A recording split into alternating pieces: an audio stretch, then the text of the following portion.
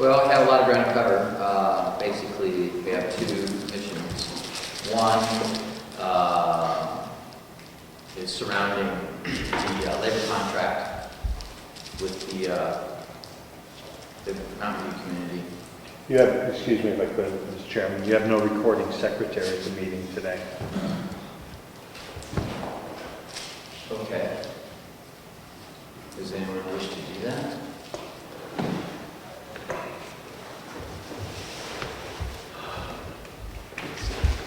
I'll trade you that if someone will come up with a list on what all of the decisions have been made up to this point on the old nursing home. What decisions? All of the decisions on the old nursing home? Yes. It's not uncommon for the chairman to have to also take notes.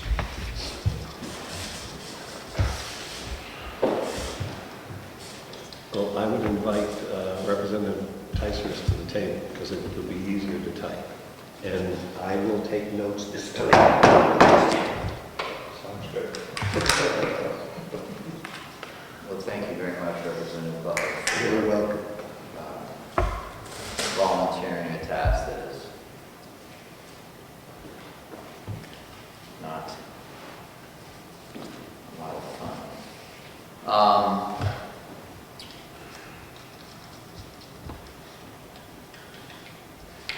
So anyway, we have two tasks. One is to make a recommendation on the labor collective bargaining agreement. And then number two, what we're doing with the annex as far as going forward with that. I think people were able to see the draft minutes that we had from the last meeting, and I guess those are getting kind of finalized right now. That's going on. They're getting close. Okay. So we'll review those. I sent out I added an addendum to the minutes, just basically kind of capsulizing the requests of what we requested to have available for us at this meeting, so we might be able to make some better decisions. One is a copy of the bids for removing the wings and the roof repair at the annex. A rough draft floor plan of the future use of the annex. A draft proposal from probation for review. That's annex stuff. Oh, and then an update about from the homeless veterans facility over at the annex. And then from the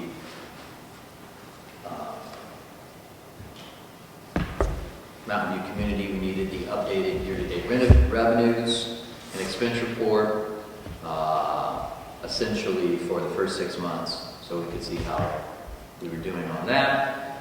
And then an assurance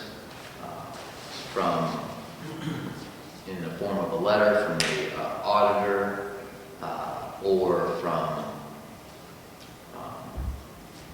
the Department of Revenue discussing the options and procedures needed for using the co-share revenues or current reserve fund to enhance the appropriation of the enterprise fund expenditures, which is a lot of talk, a lot of verbiage there for trying to assure that whatever we're recommending today is something that's doable and within the statutes. So I guess I'd like to start with the collective bargaining agreement. We had discussions last time about it. And I just would like to move forward on that to see what we have come up with and maybe further discussion and bring that to a vote. It may be difficult because they the bargaining agreement and the budget kind of go a little bit hand in hand, but we might as well start with the budget. Start with the collective bargaining. Representative Butler? I was just wondering, the gentleman from Excel is here, and I didn't know if you had any time limitations and... Not this morning, I'm all set. This morning's not. Thank you. Oh, okay, I'm sorry, I didn't see that. For some reason, I just assumed you were here instead of Howie. In Howie's stead. I apologize. I didn't see your... No, this is Mike Todd from Excel Construction Management. He's been awarded from the commissioners the contract for doing the work at the annex. So he's here to avail himself to answer any questions that the subcommittee may have of him in regards to going forward with that. Also, Howie's on vacation this week, and Paula Coates is on the other side of that door. She's available at a whim if you need her to come in and sit. Okay. Does she have the year-to-date, month-to-date figures for us? I do not know. If that's what we need, if that's what we requested. She just couldn't give you the where they are right now.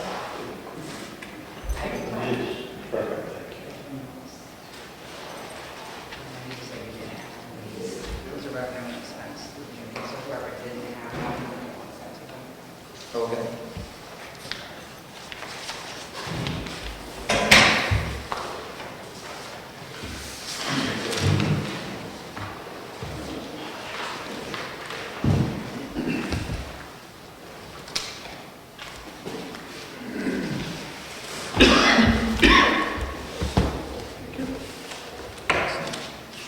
There's one for Susan. And do you have the draft proposals of the work to be done for your bid? Yes. Right.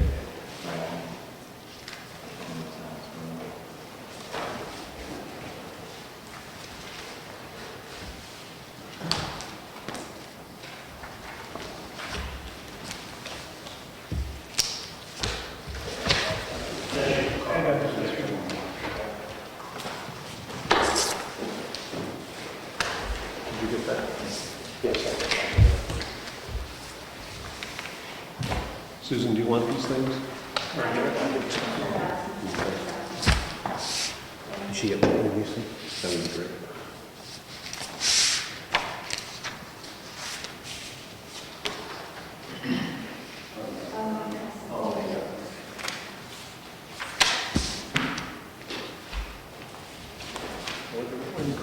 I know.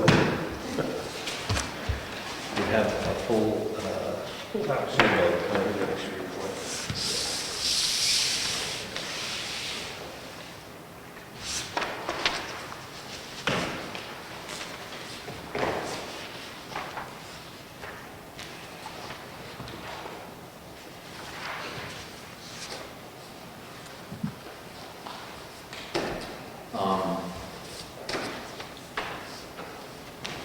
Well, I guess.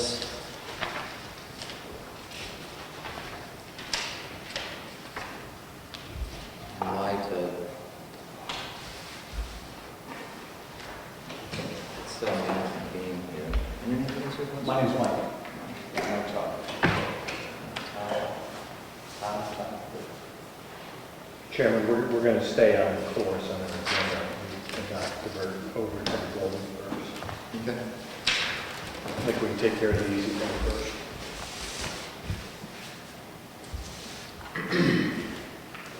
All right, so, as I mentioned, we were working on, the contract to begin.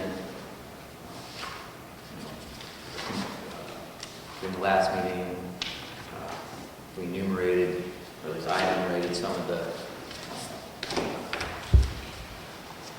my exceptions to it, but we have a contract before us that, we need to make a recommendation to the full delegation next week. So, does anyone have any input that they want to put forward? Representative McConkey? Thank you, Mr. Chairman. My understanding was the commissioners were going to come forward with a supplemental budget in the event that we needed it. Should we start by asking the commissioners where they are with the process and what it is they feel we need to do?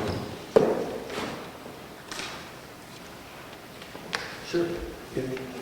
I think, as I mentioned, those two things kind of go hand in hand. Okay, well, wherever you think, I just wanted to make sure we heard it from the commissioners. If I could just add my exploration and what I've seen Representative Umberger working at. I called the DRA to ask about the process for the supplemental budget, since I haven't been through the process before. Through that initial discussion, it wasn't clear to me that a supplemental budget would be necessary, since the setting of the tax rate will happen in early September. And if it's possible for us to modify our proposed budget, and it sounded like September 1 is flexible, so that if we can agree to modify the budget that we have proposed and agreed to for the enterprise fund, then the tax rate can be set on that modified budget without having to do a formal supplemental. That was my takeaway from that conversation. Since then, Representative Umberger has asked Kathy Gary to try to clarify what's been submitted and what would be required. I have not heard anything in response to those queries. So I don't know if you have clarification. Mr. Chairman, Kathy Gary is on the phone to Karen Umberger this morning. She added a couple items to the agenda. Regarding a supplemental budget, we cannot use the pro-share money unless we have a supplemental budget. However, the figure, the bottom line for 2014, for the 40 cents an hour increase for county nursing home union employees, amounts to about $64,000, not the 72 that we talked about. 72 would bring us to the 1st of April of next year. Okay, the contract year. So we're looking for 64,000. Okay. Excuse me? I said, okay. Okay.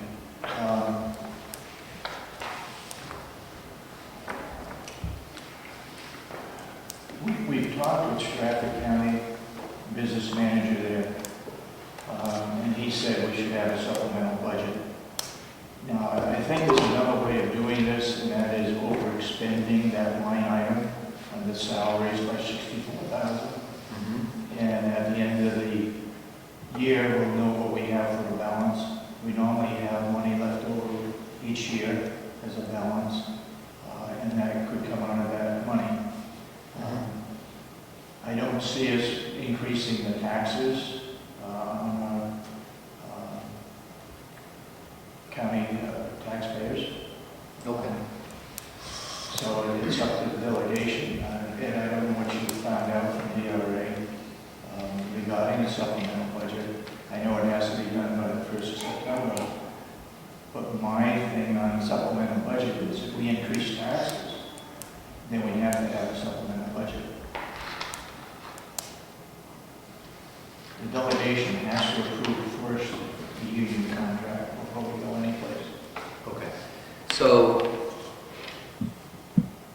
do we have anything from written from the DRA or from our auditors explaining to us the procedures upon which we would go forward to initiate a supplemental budget? We can't use the pro-share money to offset with a supplemental budget. Okay. So we don't have that information for us today.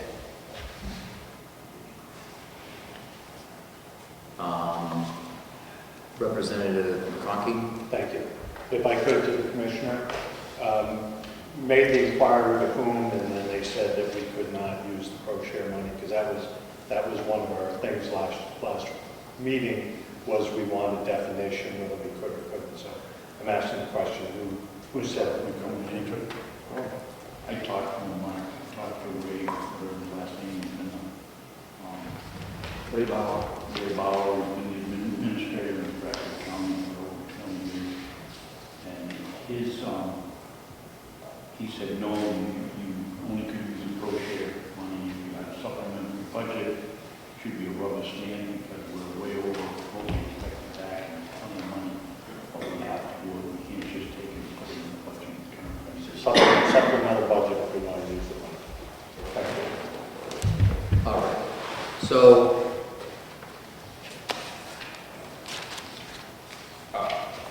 we don't really know for sure how to do a supplemental budget based on, we have done some research, but we don't have any information ironclad that will lay out the procedures necessary in order to have that done. I can, we could do a conference call or whatever with the guy from DRA who said that he would be happy to help in any way possible to define the process. It just wasn't clear to me that it was going to be necessary, so Okay. I'm sure they could do it. Okay.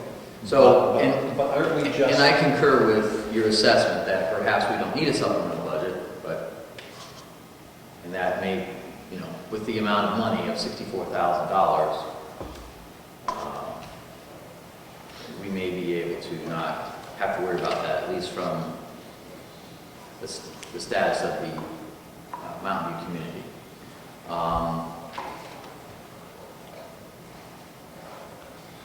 And that basically entails how we're doing with this year's expenditures, whether or not we need that.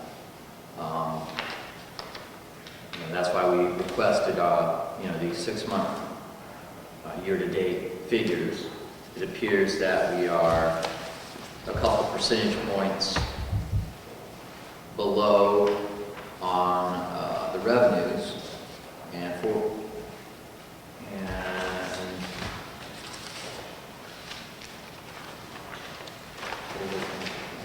looks like about 46% on the expenditures.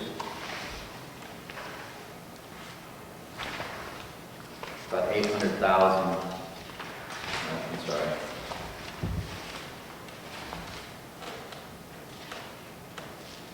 So if you, is Paula here? Can you bring Paula in here? Because I think we're going to look at the financials.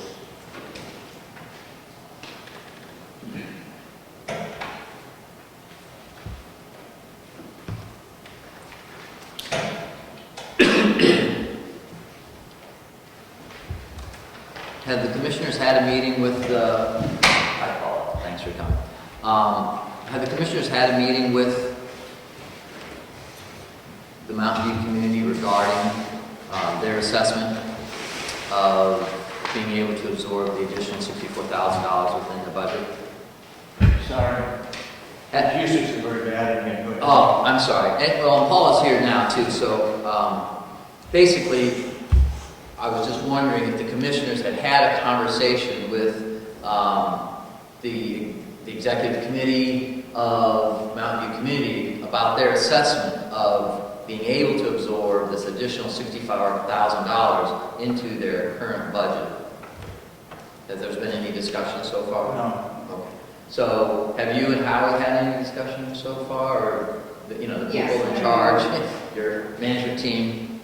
Yeah, there is nothing, I mean, if you look at this expense side, we're pretty much where we're supposed to be at for 6 months. There's really no extra money in there for those raises. Okay. And the pro share money, does that appear here? Yes, it should, as far as I know, it's posted in the revenue side under Medicaid. It goes posted from next door, as a Comeau here also. It shows a huge increase in that revenue, though, shouldn't it? As opposed to breaking even. Right, that's my question. I don't believe it's showing it here. If it is, we're way behind on collecting other monies.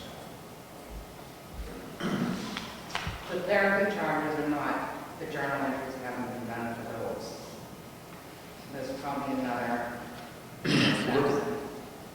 Yeah, I think the number that you're looking at would be on line number 45. The quality assessment is the extra money that they received. No, that's just the pro share, I believe that Kathy puts it under the Medicaid line. Oh, under Medicaid itself? So is that 97? You don't have that in front of you. Bob, can you share that? That's at, yes, that was at 57%. That's where it usually is supposed to, like I said, it doesn't come over here, so. Okay. Is there any chunks of money that come in, Mr. Chairman, that come in at the, like the end of the year, either income or expenses, that all of a sudden the state or whoever sends a bill in December that would quickly make a difference in this? No, it usually comes in there, it's built monthly, so it usually comes in on a monthly basis.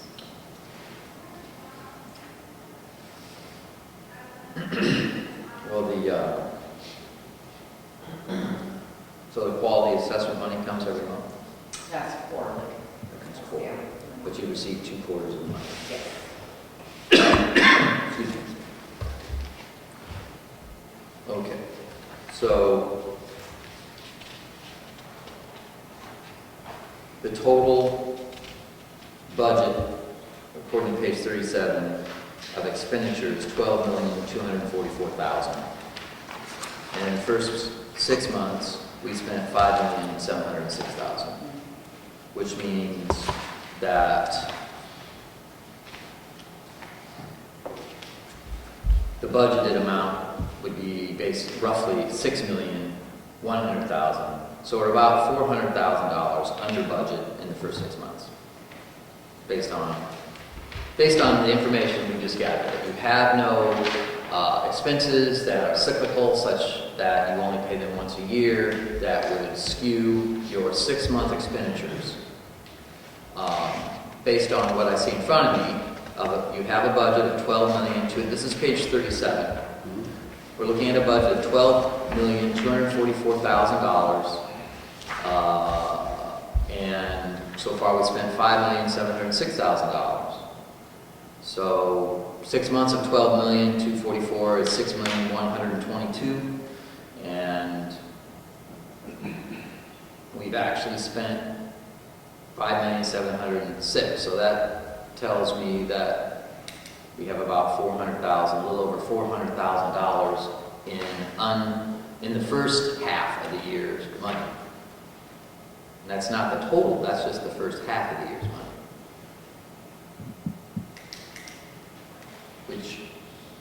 So unless you can come up with some reasons why you are going to need to spend $400,000 more in the next 6 months than you had to in the previous 6 months, then I can't agree with your assessment that you can't find $64,000 in your current budget. So do you have something like that for us? The only thing I know that will come out is a 6 buyback bonus, which isn't budgeted for, it just comes out of regular expenses, so depending on what that, I mean, it's not going to be $400,000, but Right. we spend a good chunk on a 6 buyback. Okay. Yeah, and but that's what, approximately, it's less than $50,000 typically, or it's hard to know? Yeah, it's hard to tell. Depends on how many people are sick over the course of the year. Okay. Okay. And is there no, over the past 5 years, it's been approximately I can $50,000? check with Kathy, Okay. what she pays. Yeah, I don't, for some reason, I guess we don't know because it's always been absorbed, so that isn't really broken out on the line, so we just have absorbed it in years past.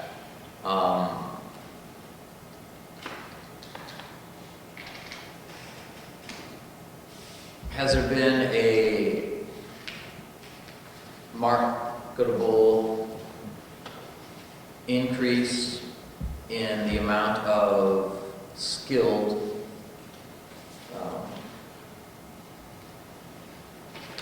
care, so thusly that contracted labor line,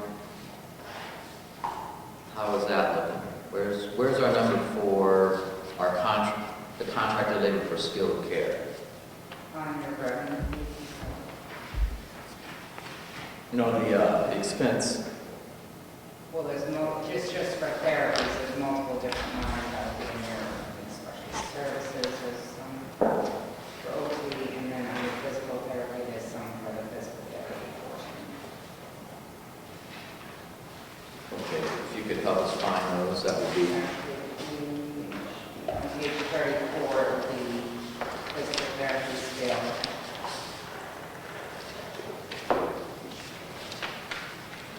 okay, so that's line 40. Yes.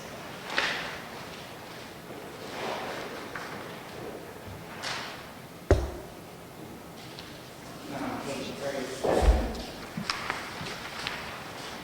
there's speech therapy skills and occupational therapy skills.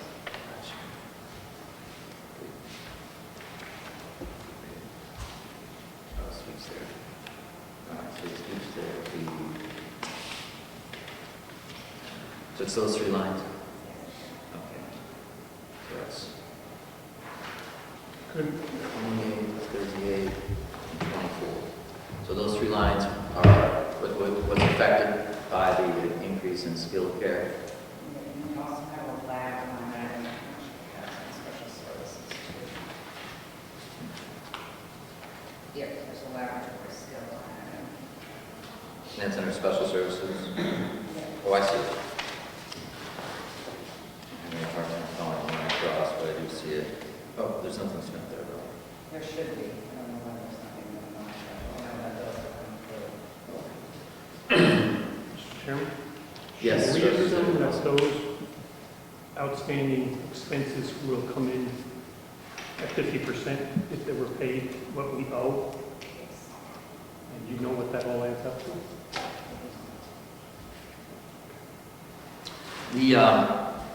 Well, the reason I was bringing that up because we talked about the skilled care increasing and thus these contracted services would also increase.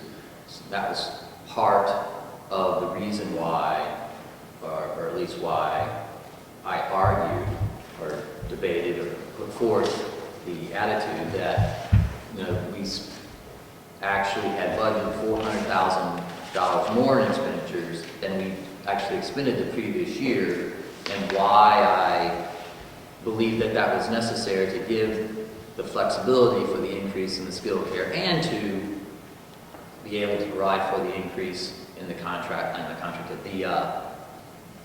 the anticipated collective bargaining agreement change. So basically, what we're trying to do here is just look at those numbers to see if they are indeed going up and what sort of impact that they would have on the total budget. It looks like we got 38 and 28, that's 56,000 plus 24 is 80,000 total dollars expended from that item, from those line items.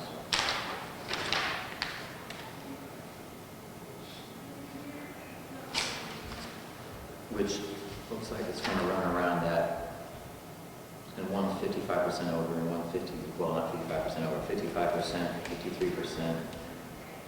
But the laboratory skill numbers and the speech therapy skill is low. So those items, at least to date, look like they're running about 50%. But we'll be looking at those presumably increasing during the course of the last 6 months. But it doesn't seem like, it doesn't seem like that's going to throw us the other $320,000 over of what we might need from that. Does anyone else see anything that might be skewing our first 6 months numbers to lead us to believe that? I have a couple of questions. Sure. Representative Butler. Thank you. Ms. Coates, you said that there's some billing for rehab services still to be done for revenue? Yes, that's not posted in here. Since we've updated our system, they're supposed to be able to transfer the files directly over from Genesis, and that hasn't happened yet. That's all it is just a posting on the revenue side. Okay. So that's why we're seeing the zeros there. Right. Okay. And these are on revenues? Yes. So there is, So your revenue will probably be up to where it's supposed to be at. so it hasn't been posted, and we're looking at $1 million or more For the whole year, yes. for the whole year, so, yeah, okay. So that's another chunk of revenue that we're not accounting for. On that same page, I'm wondering why the skilled contractual allowance is only at 9%. On line, what is that, 98? Yes, and that will also increase when the revenue is posted for the skilled therapies, then it comes out of that line too, but that's itself right up. So we don't Got get it. separate for those. Okay. So there's some more revenue there that we will see, I think. When that's duly noted, however, there's no statutory prohibition of exceeding your projected revenues in the budget. And I'm not. So we don't have, that's a good thing, we don't have to worry about that. The problem is our expenditures and whether or not we appropriated enough of those. But that is good news, that we seem to be on a good course with the revenues, that those aren't, a problem. Financially, the bottom line for the Mountain View community is definitely it needs to have the revenues come in. But as far as whether or not we need to juggle around the budget is another story. Representative McConkey.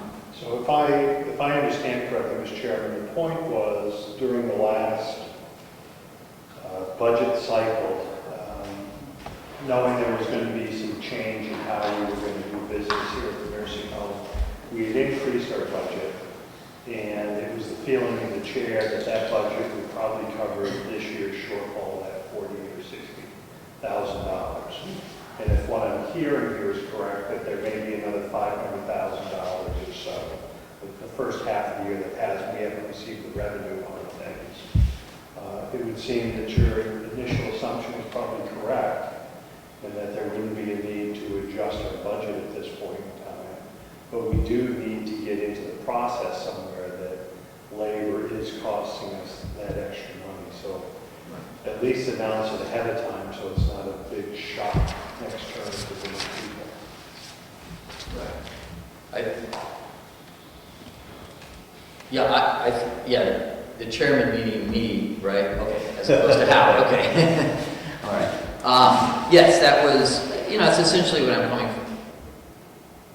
I think that review is correct, that, we basically built in $400,000 of, maybe not cushion, clearly there was some additional money that would have to be expended over the course of the year, but there was some money there that we could appropriate, that would help absorb it.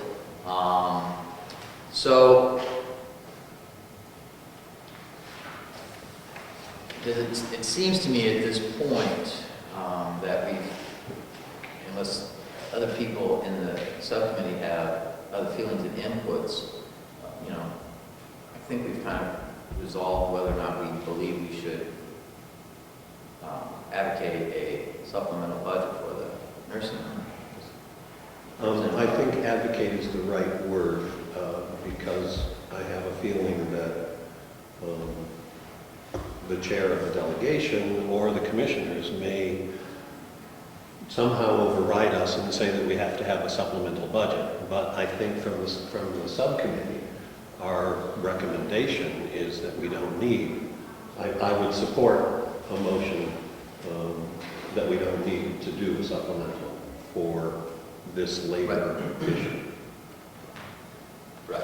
Yeah, I agree with what you're saying. Based on our little section right here, what we're doing, I mean, there's a bigger picture out there that we're not really entertaining, but for us, and I was also concerned that because we're an enterprise fund, that the separation of it may require something separate, that even if the rest of the county complex wouldn't require, but maybe it was required for here, transferring that money from the general fund to the enterprise fund might throw another wrench into the works. Okay, that process, that's what I was concerned about. Whether we needed it, but the rest of the county didn't need it, but you're transferring money from the general fund here later on, that might be something that statutorily you can't really do without a supplemental budget. But if we're not going to need one for us, for this domain,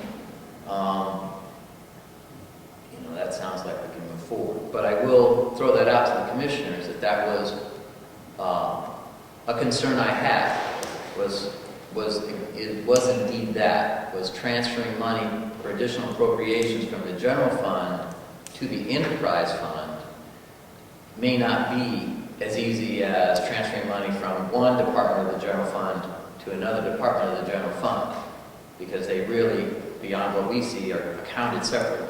So that may be something that we don't have a full knowledge of. And that's why I wanted DRA or the auditors in on what we were doing here today. So it doesn't look like that's going to happen, but I think it would be some time well spent to make sure that, that isn't going to pose a problem. So did you put that in the form of a motion? Would you care to move that as a motion, or do you just want to? I move that we communicate to the full delegation that we do not believe that a supplemental budget is necessary in order to accommodate for the, The union contract. to accommodate for the union contract, because the delegation will move to approve or not approve the contract. Right? Second. Okay. I'd like to amend that. Okay. I'd like to amend that only because I would like to add, as part of the motion, that we still proceed to get all of the necessary information in case we do have to.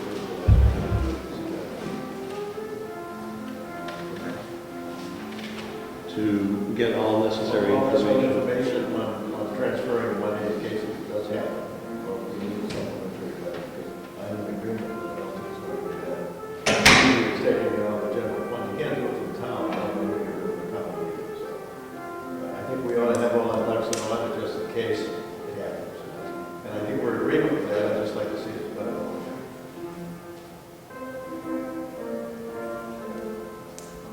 Agreeable to amend the motion? Second. Okay, all, by show of hands in favor of amending the motion, it's unanimous, 5-0. So if you could just read them kind of in its entirety. No, I haven't. That's the Secretary's prerogative that we kept it. Yeah. The motion is in essence that the subcommittee does not believe a supplemental budget is necessary in order to accommodate for the increase in the union contract. Amended by Representative Barrow's motion to make sure that we get all the necessary information in case a supplemental budget is needed. So all those in favor of that motion, signify by raising your hand. Okay, 5-0.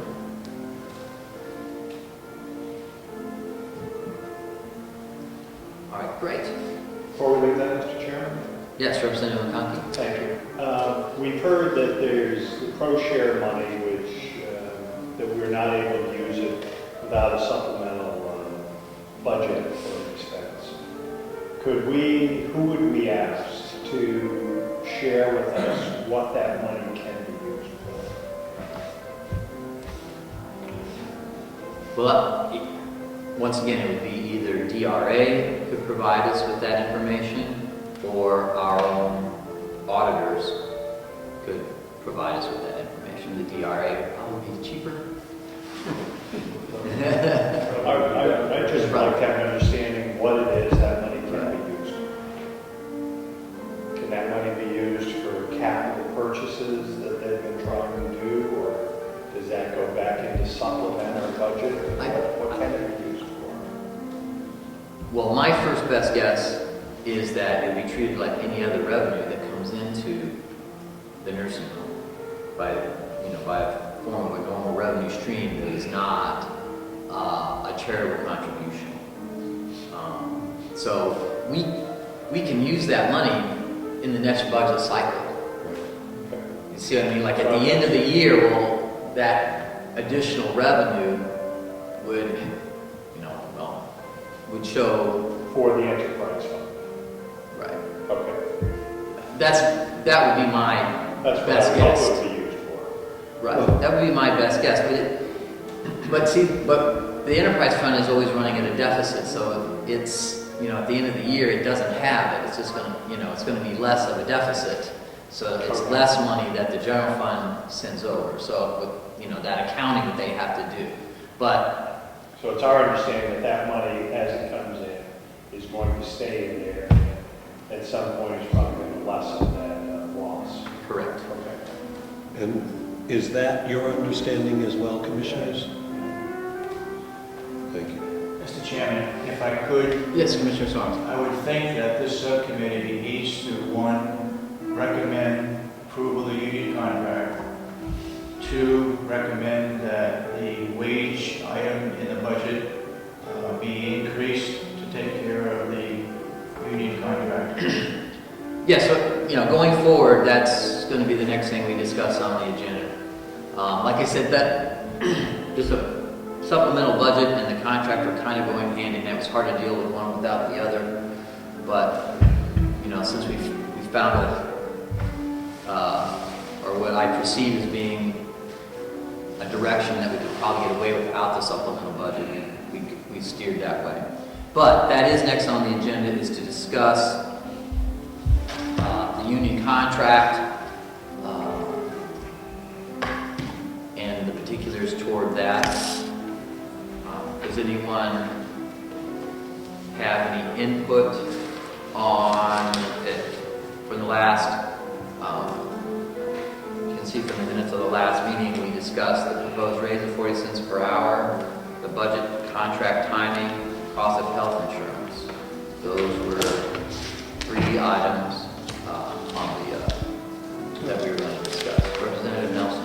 Mr. Chairman, what incentive is there for the employees, or the union in this case, to go to a contract that's decided by the end of December? By the what, Bill? That the contract is finished by the end of December.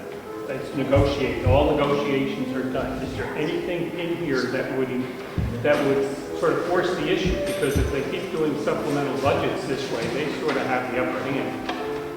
And we have no idea when budgets we have to keep doing this. So what can move that, for the fairness of the voters out there, taxpayers, what can move that contract to make sure it is done, settled, so we'll know going into the next cycle? Well, I think I can help answer some of that question. It was extremely helpful that this contract that we have put before us was not for just 1 year. If it was for 2 or 3 years, then we'd already know. Or a year and a half. Or a year and a half. Right.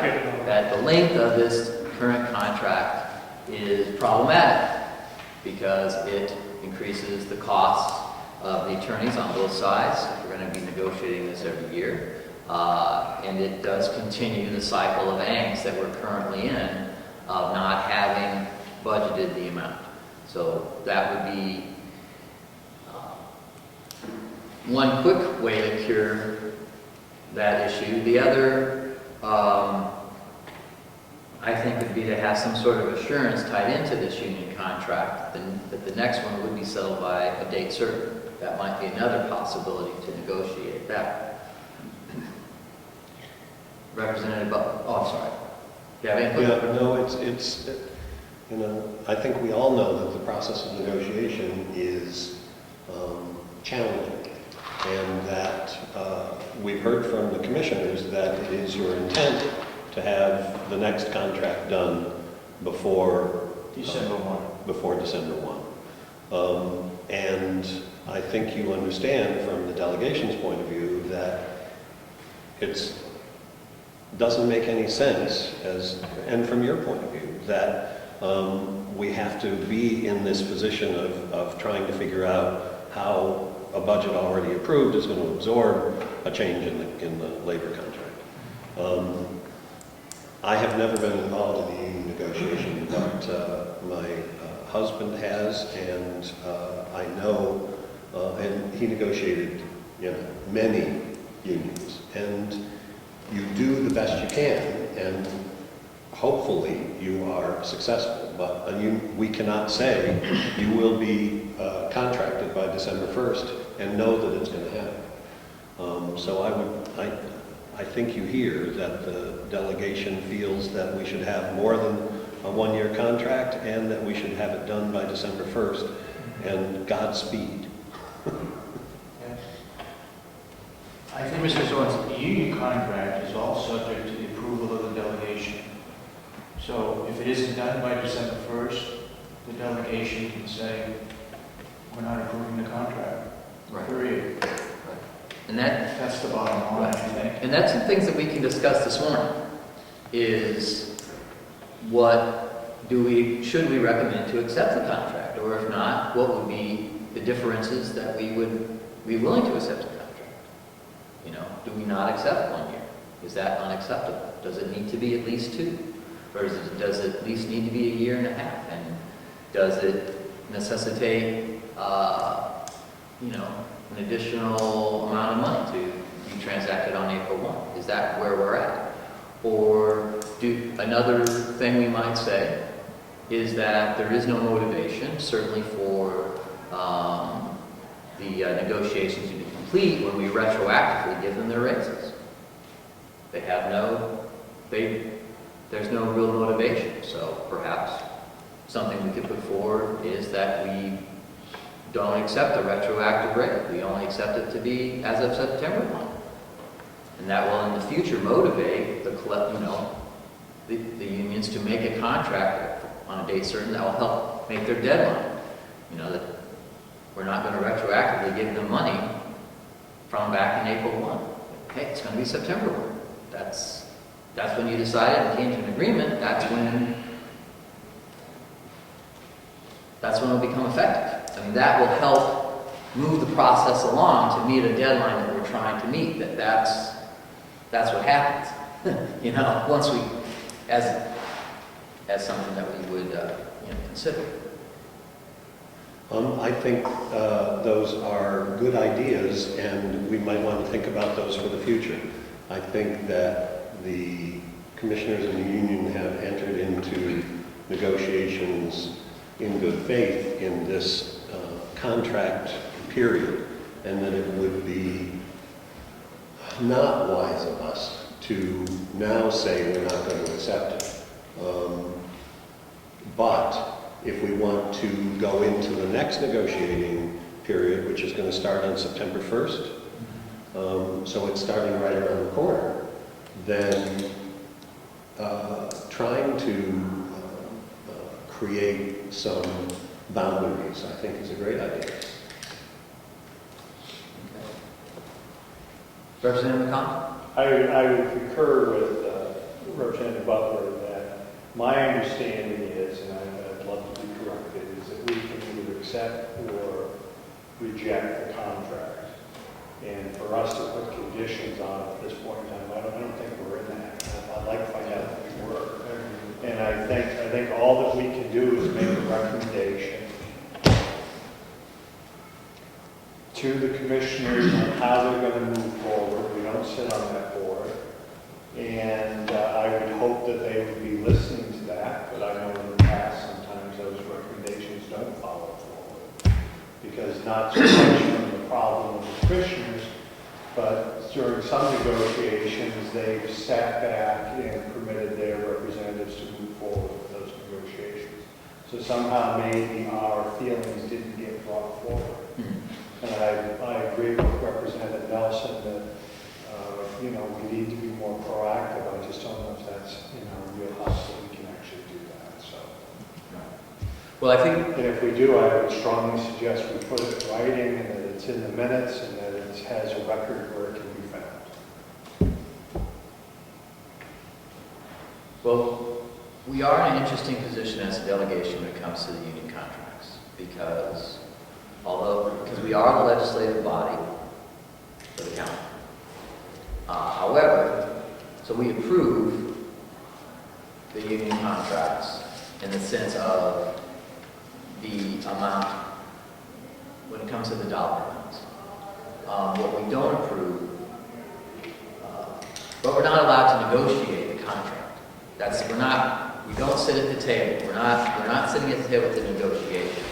But during the course of our deliberations as to why we were interested in accepting or denying the contract, during the course of those deliberations, it would give the commissioners some guidance upon what might be something that the delegation would eventually approve. So certainly we can't next week say, we accept the contract if it's only 20 cents an hour and it's for 17 years. Okay, we can't say that, and we can't say, oh, it's all done and it's approved. But we can deny our approval of it, and through the course of the deliberations, we give the commissioners an idea of what it would take, or we can approve the contract. So that's kind of where it'll set next week, is during the course of that deliberation. I think we've set out, at least here, as in guidance to the minutes, that, at least from my perspective, that not offering retroactive raises would be something that, in the future, that we would not like to see. And another single-year contract is something that we would not like to see. And that those things, if those two things are going on in the future, that they won't be approved.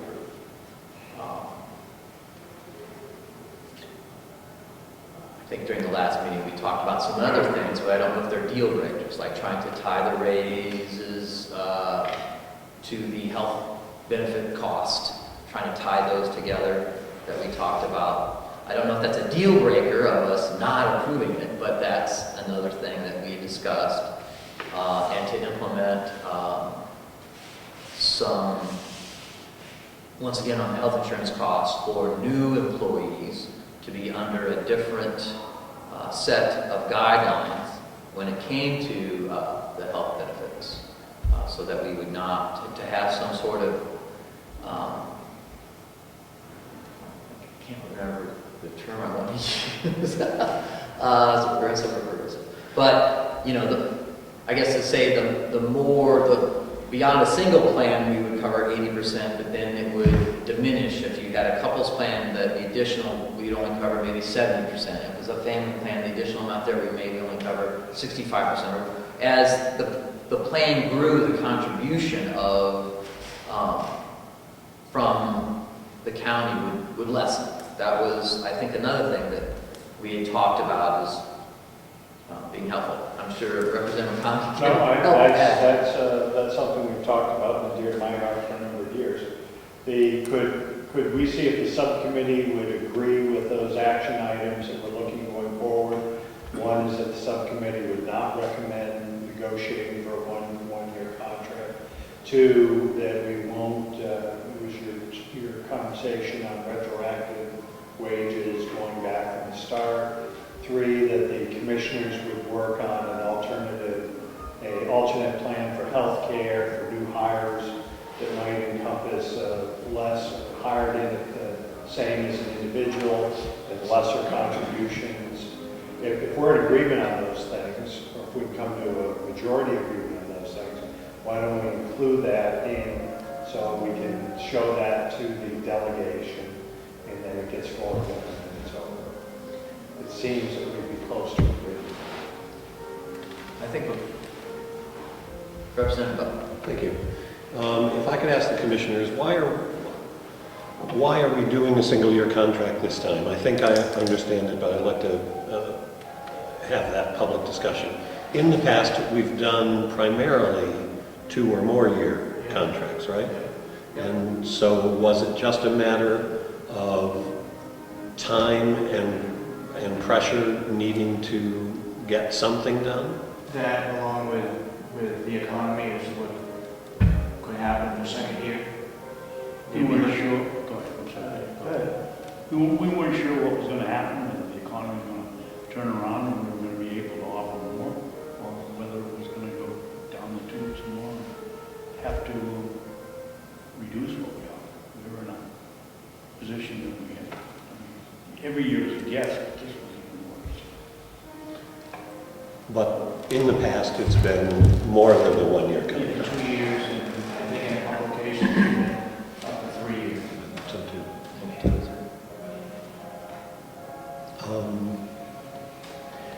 I would support the idea of all 3 of those concepts. I am not in agreement that we need to tie compensation to healthcare costs in any quid pro quo way. Employees don't have control over, as I think I've said in the past, what the costs are for healthcare, and I think it's incumbent upon administration and upon us to find ways to control the budget and control costs in order to manage labor. But I don't think that it's the employee's responsibility to give up part of their pay because healthcare costs are going up. So if you wanted to make those motions. Okay. When you're ready for that, Mr. Chair. Yes. I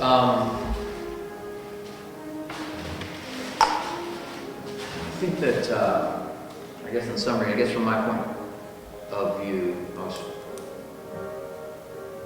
I think that there may be a couple tiers, and so I kind of like to see the motion, maybe the phraseology of it be such that we recommend that in, for the next year's contract, that it not be approved unless it's for multiple years, and that we not recommend it's approved if retroactive raises will be part of it. And then recommend that during the course of negotiation, that the commissioner should entertain the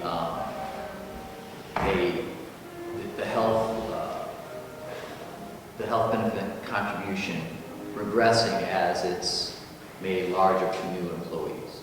Something that should be part of what they discuss.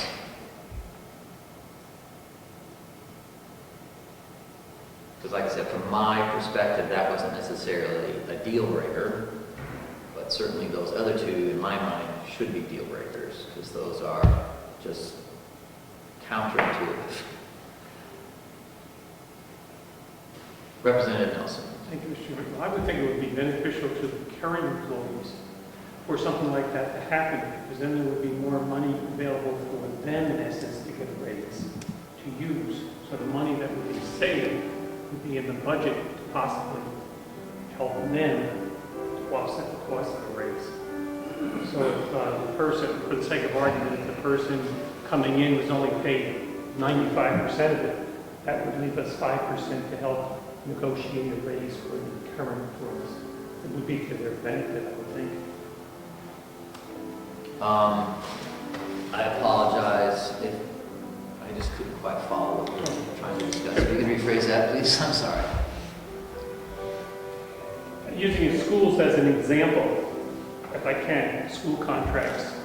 A lot of times they will give the more experienced employees a bigger raise than the new employees that are coming on board. So maybe somehow that can be tied in if the union was aware that the money that was saved by doing this would help in the operation of the facility and also potentially help them in their negotiations. It's not going to affect them. Right. They'll give more money to work with for everything.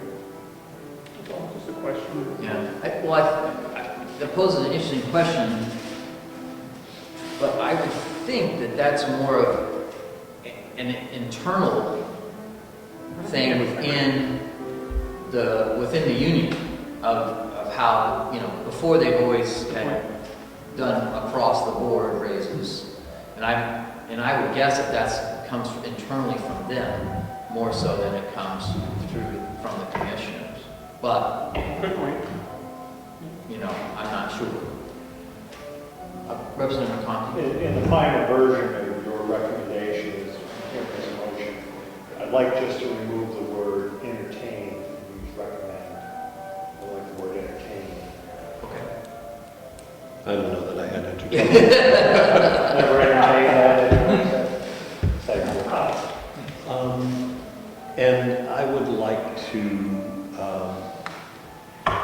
modify the additional language to say beyond single coverage, so that what I believe we've discussed in the past is that the coverage that exists now for employees is coverage of their life.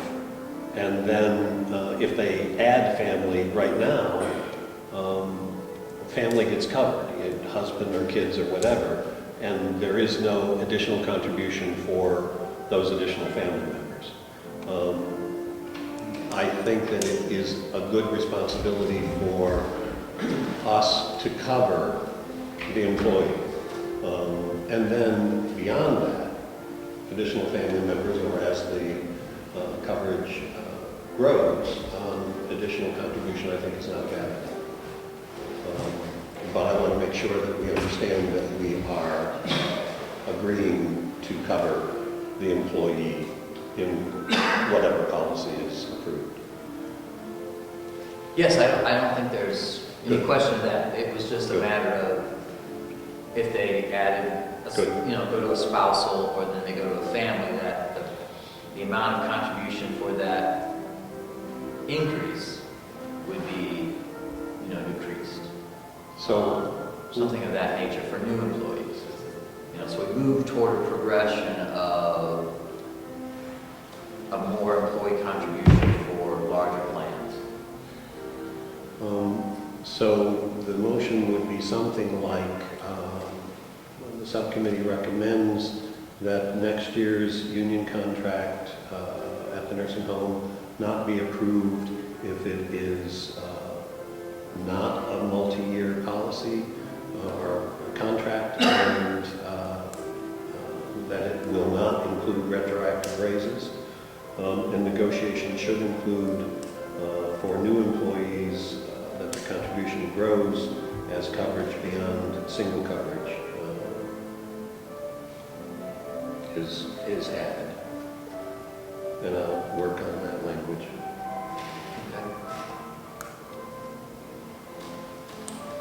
Okay. I think in essence covers our conversation. Commissioner Batson? I just want to make sure I understand this. You're asking that a family plan, if you're married and you have no children, you pay one rate.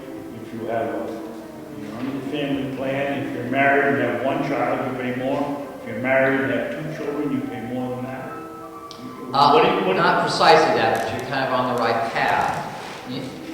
Currently, we have a contribution percentage of, we pay 80%, or the county pays 80%, and then the contribution on the employee is 20% of whatever plan they're under. Okay? Right here. So what we're saying is, we would like to see for new employees, not for the current employees, but for new employees when they're hired, that for a single plan, it would still remain 80% and 20%. 20%, perhaps. But then if they get a, I think it's called a couple, you can get a couple plan. Two-person plan. And then if it's a two-person plan, let's say, the county would pay 75%, and then they would pay 25%. And then if it was a family plan, that sort of thing. Not those exact numbers, but that would be the idea, or whatever that incremental increase would be, in the minutia of it. But that would be the idea. As the plan grew, so the overall cost was more, then the employee contribution percentage would increase, not just the dollars, but the percentage that they would be asked to contribute would increase. I like your idea for doing that, Chris, but I think before we cast that in stone, I would like to see what kind of increases you're going to get. For example, who can afford what? And I guess a factor. I know what we did in the town, we just had them pay a certain percentage. That percentage would grow, when the family plan goes, they're still paying a percentage of the total cost. Right. So before we knock down some more or think we're saving money for us, I think we ought to have some kind of view of what the costs are going to be. Well, I agree with that, and that's why when I said in the motion, I'd like to see kind of the tiering of what we do not want to see, and then what we'd like to see discussed. And that's why that's kind of a separate thing, and I'm hopeful that the motion, is stated in such a way that we do understand that this is not something that we're setting in stone, but we'd like to see some action and some numbers and get an idea of moving toward that direction.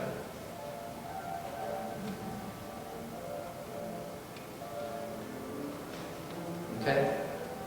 So does everyone, so can I have a motion, I guess, on that? So moved. Second? Okay. Moved by Representative McConkey, seconded by Representative Merrill. All those in favor, signify by raising their hand. Either one's good. Okay. It's unanimous, 5-0. Move forward on that. Okay, so I think that,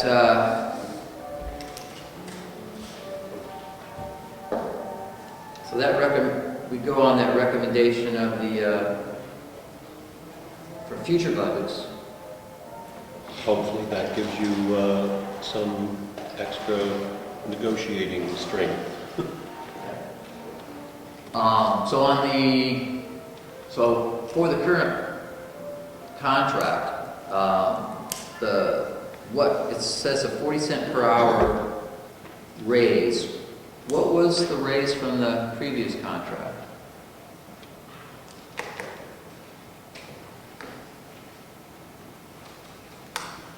I remember, was it 15 and 40, because you paid, Want me to get home? jail, 50 cents. Yeah. I think I want to say 50 cents. I think it was 40. Was it 40? I believe it was. I think it's the same. 40 or 50. I think it was the same.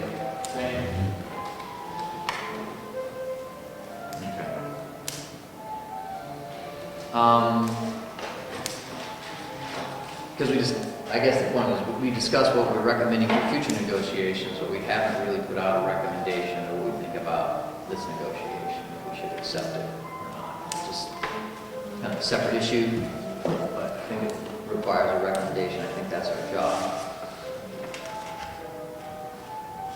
Mr. Chairman, Yes. if we could move along, I know Commissioner Brasson's got to go at 10:30, but if we could get into the contract for the annex, that discussion, I think it's important. We've got the person who the commissioners approved for the bid. We haven't signed a contract yet, but I think we need to be nice to have some discussion while he's here. Okay.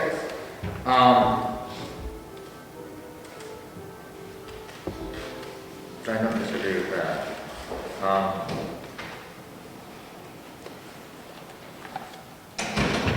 Apparently in 12 it was 30 cents 13, it was 40 cents. Okay, so the same as last year.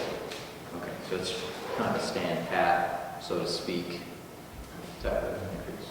So basically, we discussed about what we think should go on in the future, but we haven't really discussed if we think this should be approved or not. And so, opening the floor to that discussion, hopefully, unless we think it's going to take a while. While you two gentlemen are out of the room, Commissioner Babson needs to leave in about 20 minutes, 15 minutes, I guess. 10 minutes.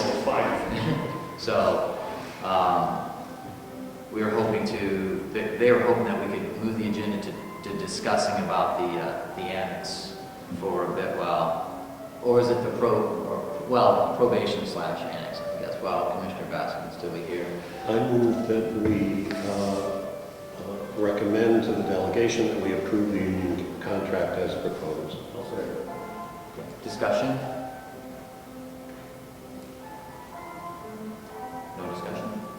Only my feeling is that all this stuff that we're talking about is good, but it should be brought in, going into the next contract, so people will know where they stand, and that's where they decide. And I think that's why we're making that recommendation. I'm sorry, Harry, you're Harry, say one more time. Harry, I said I agree with what we want to do on these things that we're going to vote on, but I think we need to approve this contract because it's pretty much completed. And I think if I were going into negotiations on both sides, I want to know what these things were when I started negotiations, not when I was basically done. That's the reason I accept it.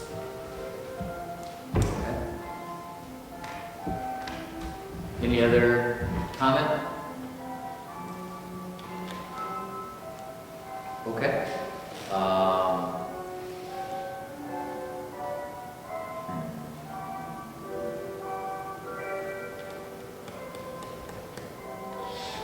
All right, well, let's bring it So, I'm assuming now, if we make, to go with a contract recommended to the full delegation, it's including these other suggestions that we have. Somehow that has to be included with our recommendation. No. It's two separate motions. See, we recommended, this is our recommendation for the future, that, for a future contract. And then we're going to vote on whether we should agree to this contract. I think certainly there's reasons why we shouldn't, there's reasons why we should. And I think during the course of our conversations, I think we enumerated the reasons why we shouldn't, because it wasn't productive negotiation in terms of the county for budgeting purposes or for the taxpayers. And that the message that we're trying to deliver is that everyone needs to be considered in it, and that if this keeps going, and it certainly is not, it lends into the balance of not being for the benefit of the county or the taxpayers, and that those two particular things are the things that we stand fairly united against. So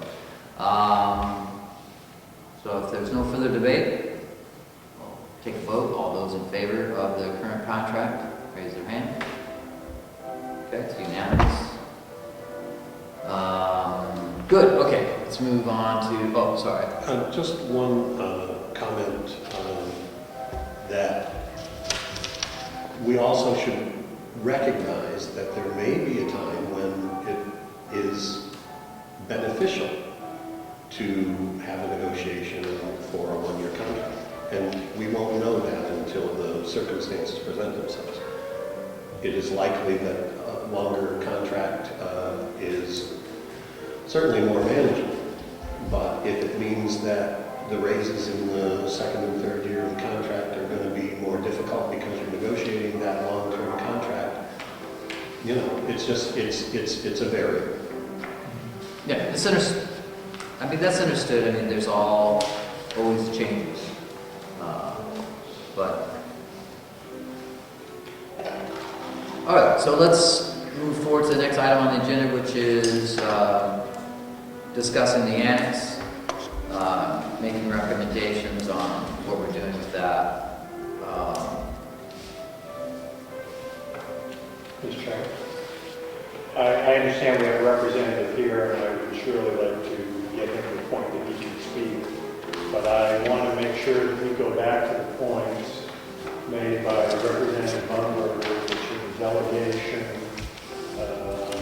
points of where this contract and what we award, or what we directed the commissioners to move forward to. So I want to make sure that we get back to that basic question, which is where I think we should start this discussion. But at the same point, we've kept this gentleman here for an hour and a half already at this point. So I want to make sure that we come back to this discussion and have this discussion. And he didn't nod off once.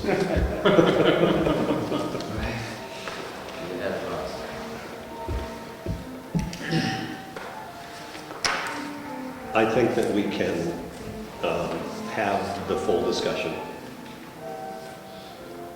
even if we focus on the current contract.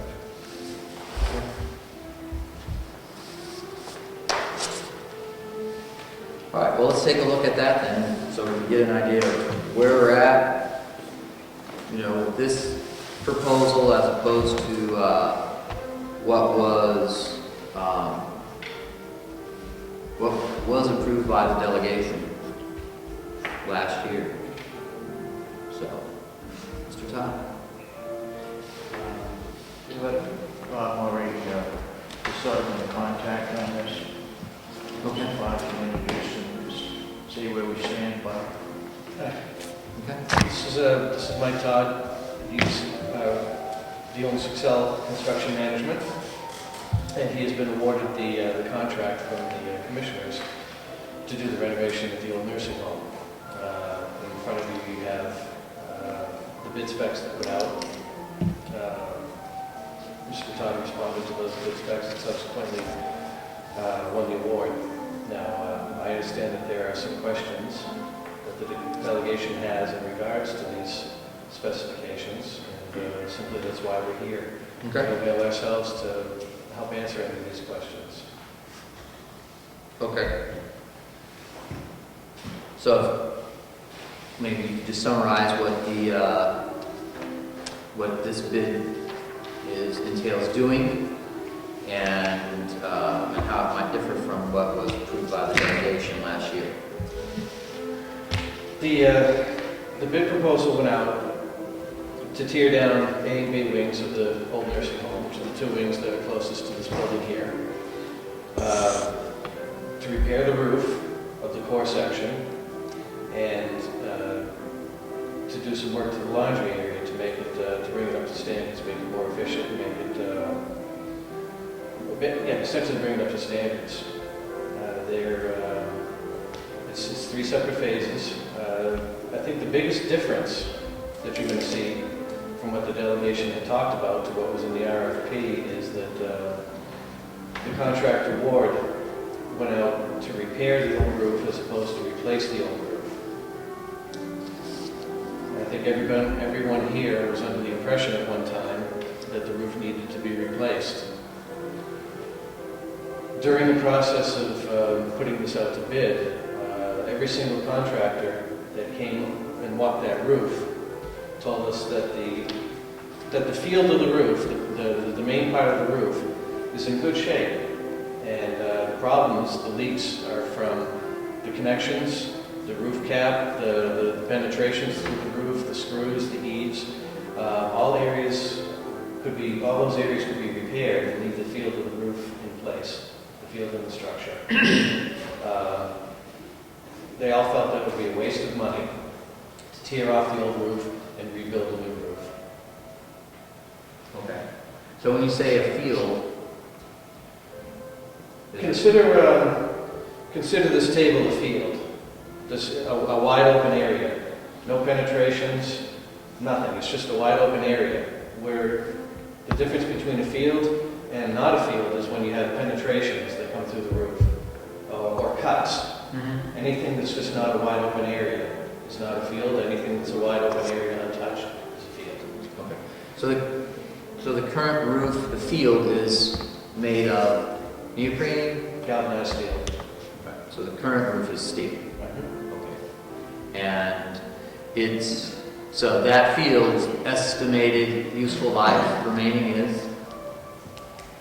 That's undetermined, but I think most metal roofs, in my experience, have a 50-year lifespan, if not more. they would typically, they would have 50-year or thereabouts. And this roof was installed? I believe in 84 or 87. I believe it was done when I believe it was done in the mid-80s. I don't know for sure. It's just an educated guess, So it's about 25 years old? Somewhere around there? more or less. So we're guessing that it's got another 20 years of lifespan on the roof? Right. That it should last another 20 years with these repairs? Yeah, it absolutely should. You know. What happens is, if I may, Absolutely. It's all right. It's 10:30. the roof is it's a mechanically fastened standing seam metal roof. And what that means is the panels on the roof are about 20 to 24 inches wide, and then there's a lock and a mechanically fastened joint that runs the length. It's the full length sheets, it's not like laps. So what Bob referred to as a field, you have several of those all together, unobstructed, without roof penetrations coming through from plumbing vents or anything like that. And 90% of the roof is in good shape. At least 90%, probably 99% is in fine shape. However, there are a lot of penetrations, there's a lot of plumbing vents for the most part that it's a nursing home, it's a core area, and everything, so there's a lot of vents that come to the roof. And those wear over time. The expansion, contraction, and so on, the seams around the roots, they wear. And that is where most of the problem lies. It's with the penetrations, the end cuts, which is like the eaves, you have some high-low roof conditions, you have some cap flashings that have been walked on, and so they're bent down now, and those all have to be replaced. But the roof itself, the panels themselves are fine. We had our subcontractor up there. When I first walked the roof, that was my initial reaction was that this roof doesn't need replaced. It just needs some tender loving care and some maintenance, and it should be fine for foreseeable future. Okay. Bob asked us to what the warranty period would be, and I went back to my roofing subcontractor. And typically, construction warranties are a year from completion. He said he would extend it to 2 years on this roof. It's far cry from a 20-year warranty, but based on what the roof is, the difference in cost to replace this roof would be an additional $180,000 to $200,000. So, and we just see that as a waste. It's just not, we just don't believe it would be a good investment. And be happy to do it, but it's unnecessary. Representative Conklin? Thank you. And thank you for that. When we're talking about, it was the understanding of the delegation that we were going to demo the entry administration and put new wall replacement in. In our field discussion that we're talking about, am I correct in assuming that the commissioner's bid is saving the front part of the building that we were going to demo, or is that still going? That's question number one. That's not in the scope of this bid. That's not the scope of this bid. So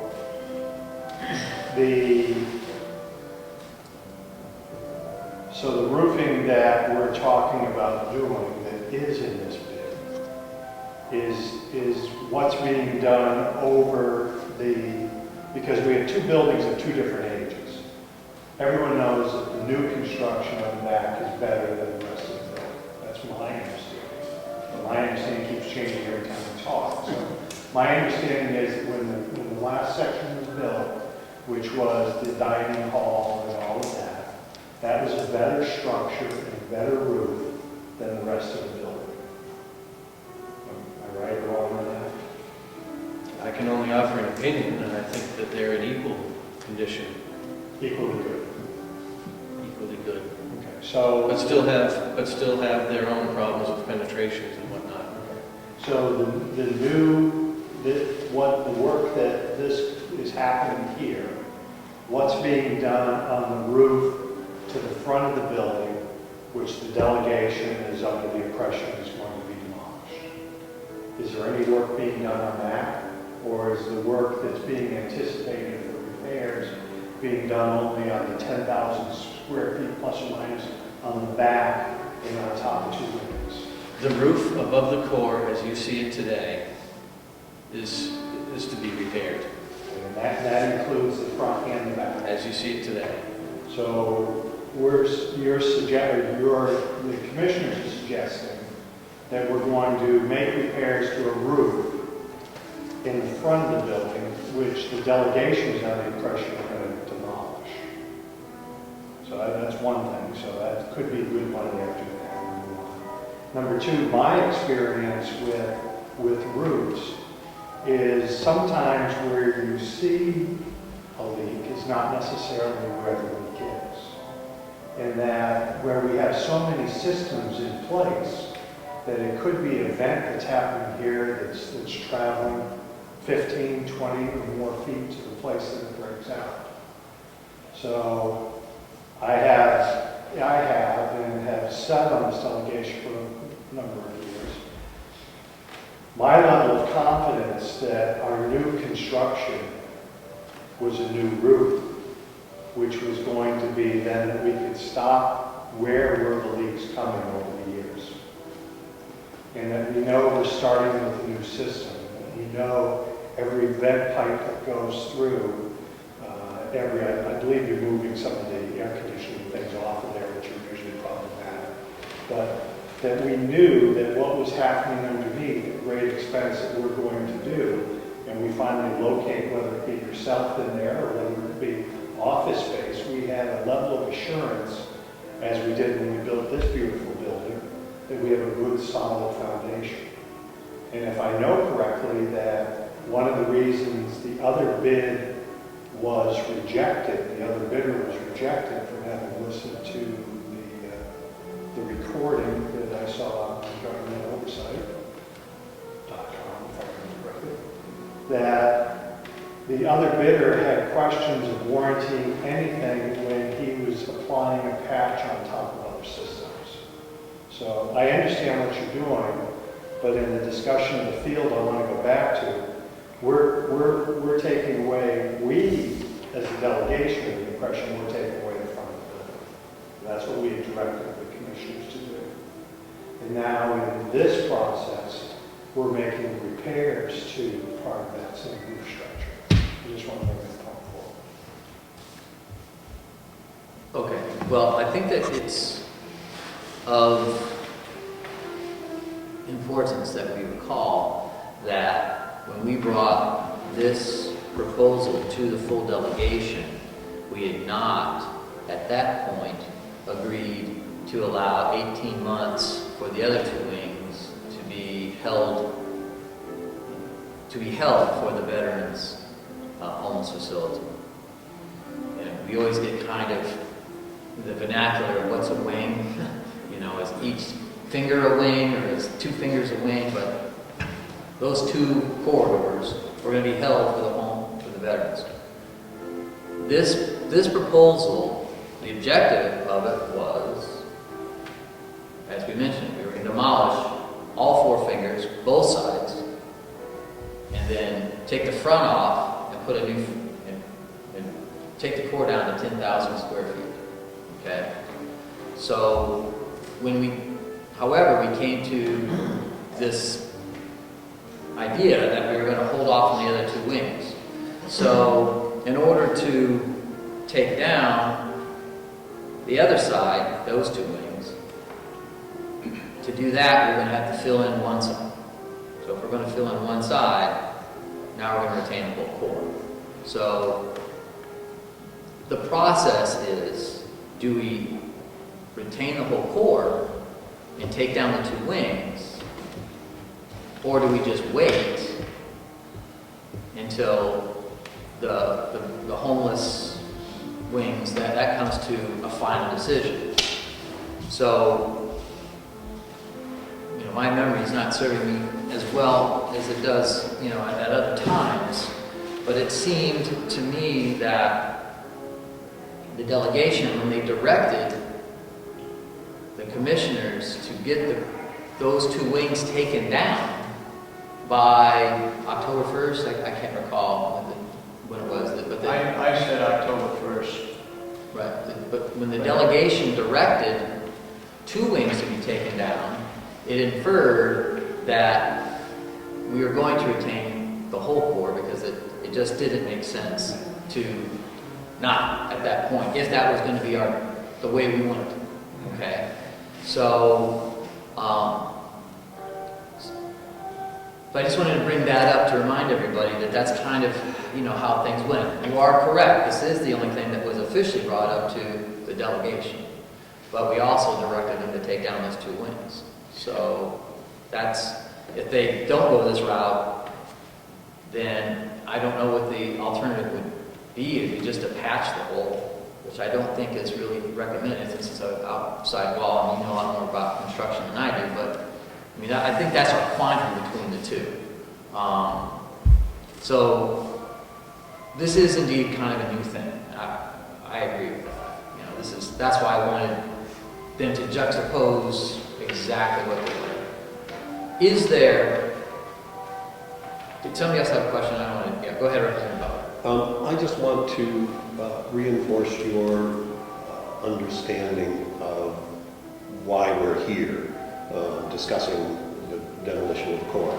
I agree that because we changed the plan to keep the two wings, it was the understanding that the Corps would remain until that was demolished, if it will be demolished, and that was the most efficient way of dealing with the issue of the Corps. And I checked that with the delegation chair, and my understanding is that she agrees that that there would not be a problem with keeping the Corps at this point. The issue that you bring up, Mark, is the question of roofing the Corps if at some point it's going to be demolished, or repairing the roof if it's going to be demolished at some point. And I guess I would like to understand in terms of repairing the roof over the Corps, how significant is that repair? Is it the same as the rest? It all needs the same kind of flashing repair? Well, it will be, the core area is the area of roof repair. And so what will happen up there is you have some different levels of roof, with different elevations, if you will. Any place there's a termination of the sheet metal, there will be all of the fasteners, each and every fastener will be checked and redone and tightened and replaced if there's any, loose fasteners.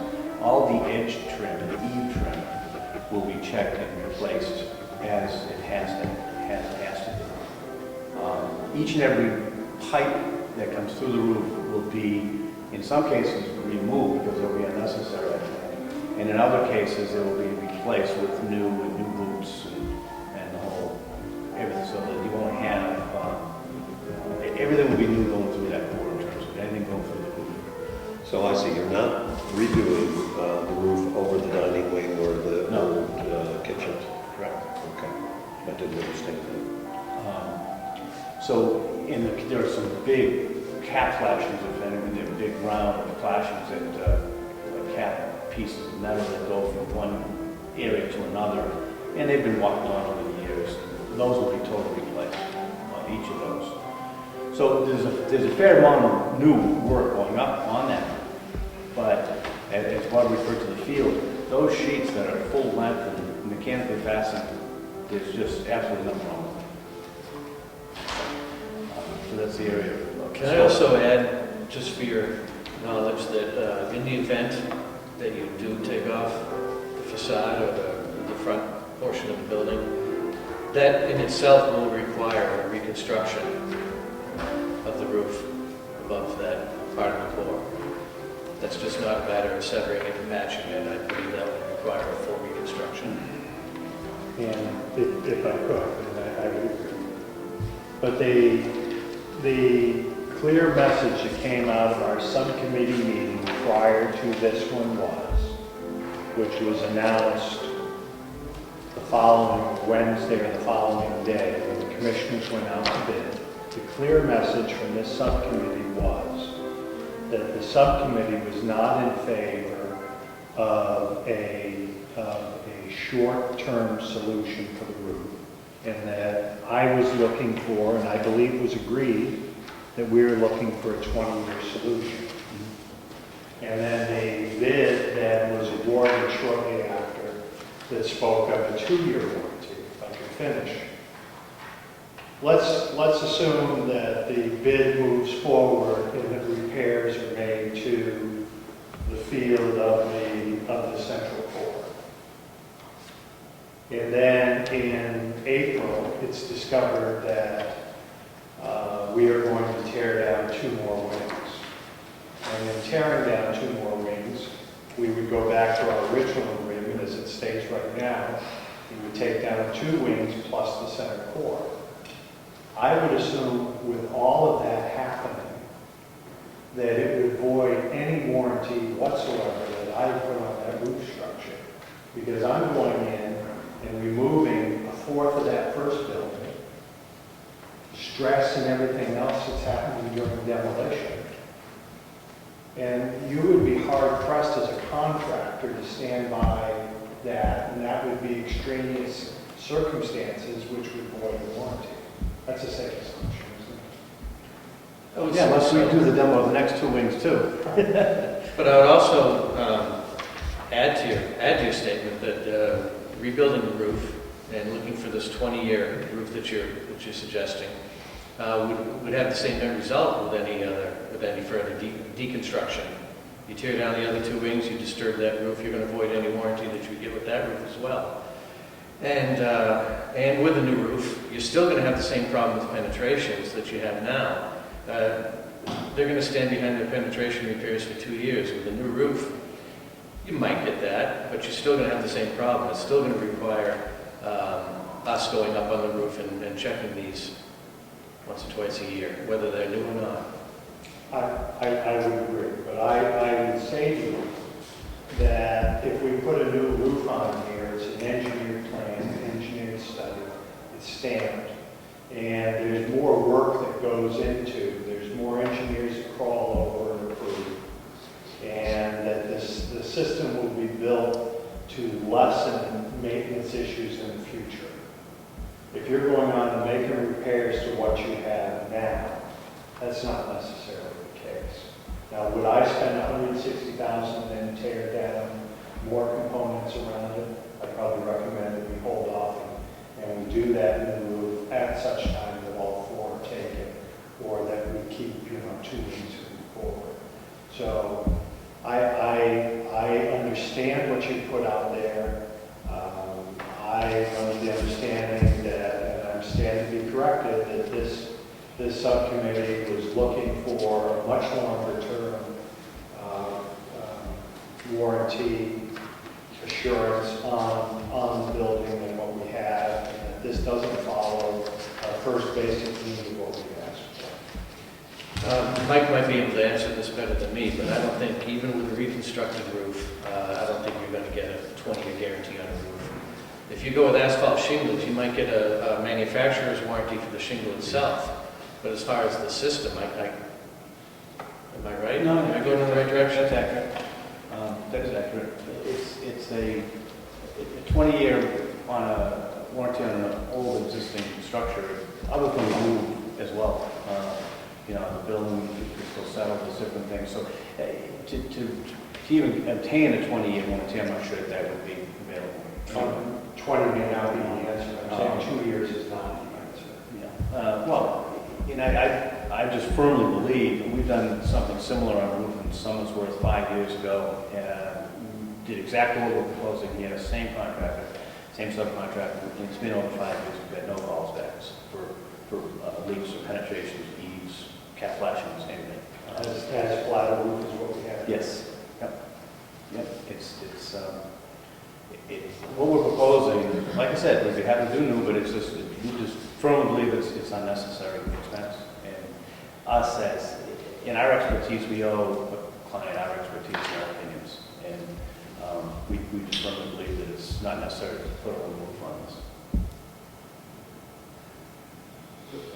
Go ahead, Representative. Representative McCarthy is correct, and that the recommendation was made in front of the full committee to wait until everything was in order before we started. And I know that because I made the recommendation.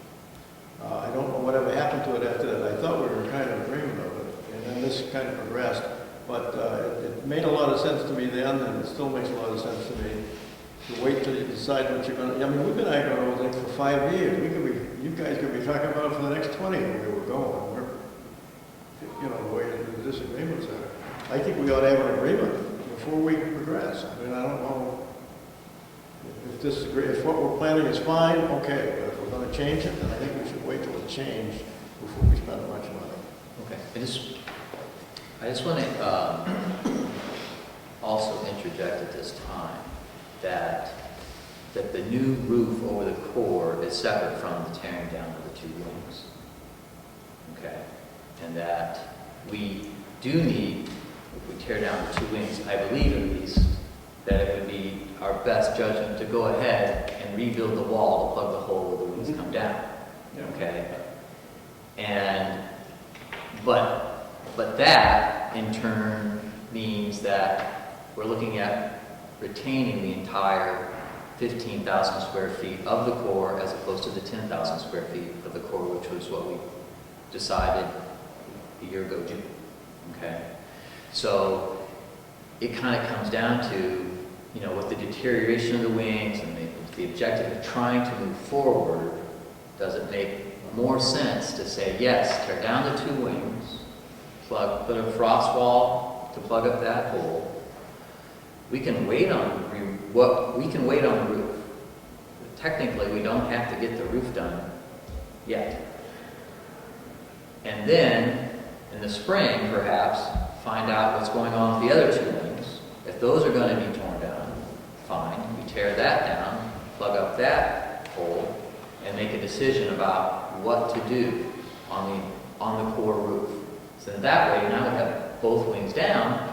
We don't have to worry about, the twisting and what damage might occur through the demolition. Which, I'm trying to let the meeting progress as it needs to go, but, this is kind of my predisposition of the course that may be the wisest at this time. I could be wrong, but that's happened before more than once, but that's kind of my predisposition of what would be the wisest course of choices, for the county. I agree, because what happens if we do just tear down the two, fix the roof, and then this fails in April, and for some reason we decide to take down the other two, plus the core? I would agree with Mr. Chairman's assessment in that we're talking two come down, it's sealed in, it's made tight, and that the others are held off on. Which brings me to my last point was we had never included any of the other items in the bid that the commissioners had moved forward. Before we go to that, my point is, I, as a delegation member, would not like them expending even more money, which might hinder us in the future to take down the rest of the building, to take down the core. To take down the core in its entirety, or the front 5,000 square? The front, which was where our direction was. Well, Representative Conkey, maybe we need to, let's refer to anything. Let's refer to this. Okay, this drawing that's in there. If we take down the wings, that makes this whole. Okay? And then from the back of my, okay?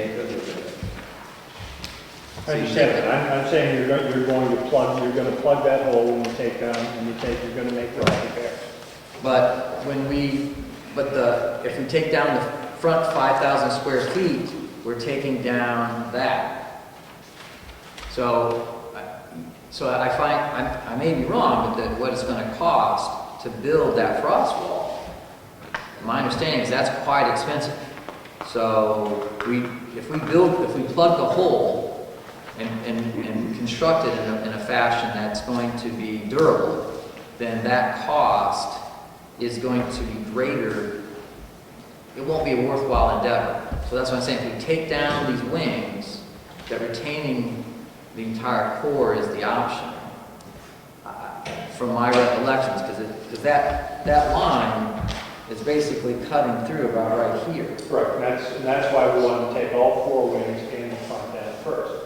So maybe the answer isn't to take down the 2 wings till it's resolved, but I'm saying if you take down 2 wings, you'll make weather tight what you've taken out.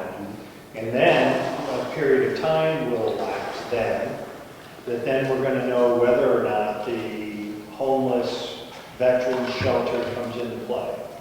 At that point in time, it either comes into play or it doesn't come into play. Let's say it doesn't come into play. Okay? Then there's going to be the demolition of the other 2 wings and the core, and we go back in the front of the core, which is what we authorize them to move forward.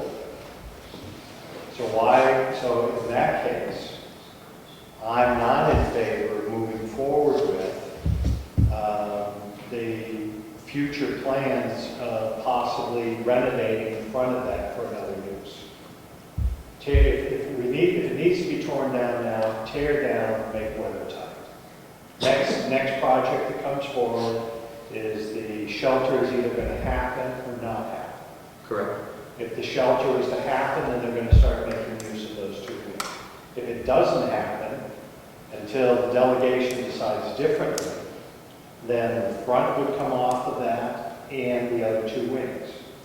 Now, that involves an additional cost. It involves additional cost, which is going to be another decision. But we shouldn't put into play as a delegation until the delegation changes their opinion. We shouldn't put into play that we lop off 2, keep in front of the building that we said we weren't going to keep, and make plans to start filling that space before we know there's a need for it. Okay. Yes, I concur with what you're saying, just as long as you understand that the course of events would be, if we decide to take off the front 5,000 square feet, it would incur some additional cost. I know that it would incur some additional costs. All right, and I concur with that assessment that, once again, if we make the decision to take off the wings and make the wall weather tight and a support wall, that the decisions about the rest of the final decisions about the core do not have to be made. And that moving forward, those assessments of what are we doing with it, and is it wise to go with a repaired roof, and the cost savings we could incur would in turn be money that we could use to renovate underneath, and would that be the wisest course of action, which may or may not be the case. You know, I agree with all that completely, that we don't need to make a decision that it's going to stay necessarily. That decision can change. You know, and should we put on a completely new system up top on 10,000 square feet versus a repaired system on 15,000 square feet? Those are assessments that can be made and move forward. And a lot of that has to do with need of that extra 5,000 square feet. So, I guess I talked too much, but go ahead, Representative Buck. I wasn't sure if I was going to have to find a way to top up on there for a while.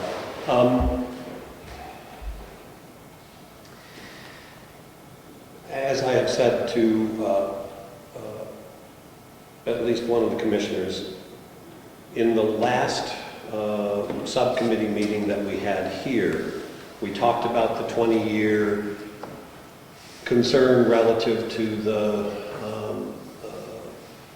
integrity of the roof. And at that point, since we were talking about it as if we needed it and it would be in a part of a contract coming up soon,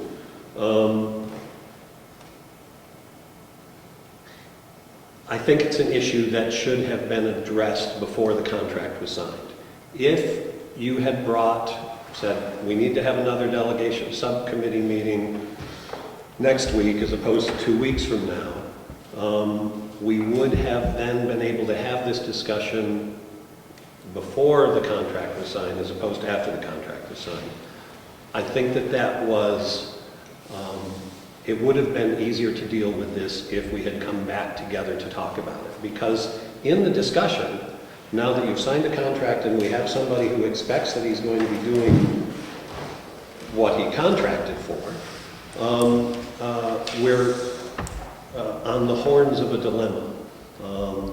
I think that, you know, we're all right. It's not time to re-roof this section until we determine what the hell we're going to do with this section. I think that there is going to be an interesting debate, and it will be interesting to see who's at the table to have the debate come next spring. And all of those people who are new aren't going to know what hit them over what do we do with the core. I think that there are some who will propose that there is a way to bring cooperative extension to the core and make it financially viable. And there will be others who say that was decided long ago, get rid of the core and move on. But we are clearly not ready for that decision. So the question is, are we going to be able to postpone doing the roof, and will it damage the interior of the building in such a way that something needs to be done now before spring when that decision gets made? And what does it do to the contract and the contractor who expects that he has work planned and ready to go? You know, we may not, you've signed a contract, we may not be able to impact this at all, but I think it's right. I don't think that the roof should be done now until the disposition of the core is decided. And the other way. And not just the core, but and the other way. Well, yes, and the other wings, yeah, but that goes without any debate, I think. Mr. Chairman, nowhere in this discussion today have I heard anybody talking about my needs over at the new building. If I could, I did ask last meeting that you would be here at the last meeting so that we could have what it was that you needed. Going forward with this proposal addresses some of those needs, because it finally gives me a place that I can call home. I have a shop over there that's in disarray, that I can't solidify anything until a decision is made. I told you before, I'm not greedy. I just want space that I can call a maintenance shop. I want a space that I can call a storage area for some of our equipment. This proposal addresses that in some shape or form. Yes. But if the front of the core, that 5,000 feet, is ultimately removed, doesn't that still leave you the space for storage and a work space, a workroom? If you, all the stuff that I have in A-Wing currently, which is one of the wings that's projected to come down, if I have to remove that, I'm going to be looking for other places to put it. And this is not stuff that can be shelved. This is stuff that takes up acreage. I remember you talking about that. Okay? What is it? Sorry to interject, but what is the stuff that we're storing? Beds, wheelchairs. So the point is, but if I might interject, you're storing things we don't need. No. We're storing things that we need to get rid of. Incorrect. We're storing stuff that we do need. Stuff that we don't need, we're in the process of eliminating, getting rid of. This is stuff that we use on a regular, and I shouldn't say regular basis, but this is stuff that we bring back and forth to this building as needed. Okay, as opposed to a regular basis. But it's stuff that we can't get rid of because we're going to need it or could need it at any time, at any given moment. For example, we have 3 patients that are in lounge chairs. Their beds are being stored over there. Once they go, the beds come back over here. You need a place to store them. And again, I can't shelve those.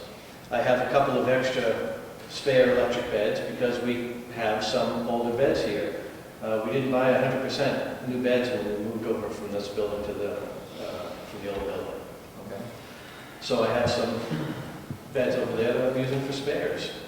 In case one of our beds break down, I need a place to put those. I can't shelve them. They take up acreage. Are you suggesting that the wings not be torn down?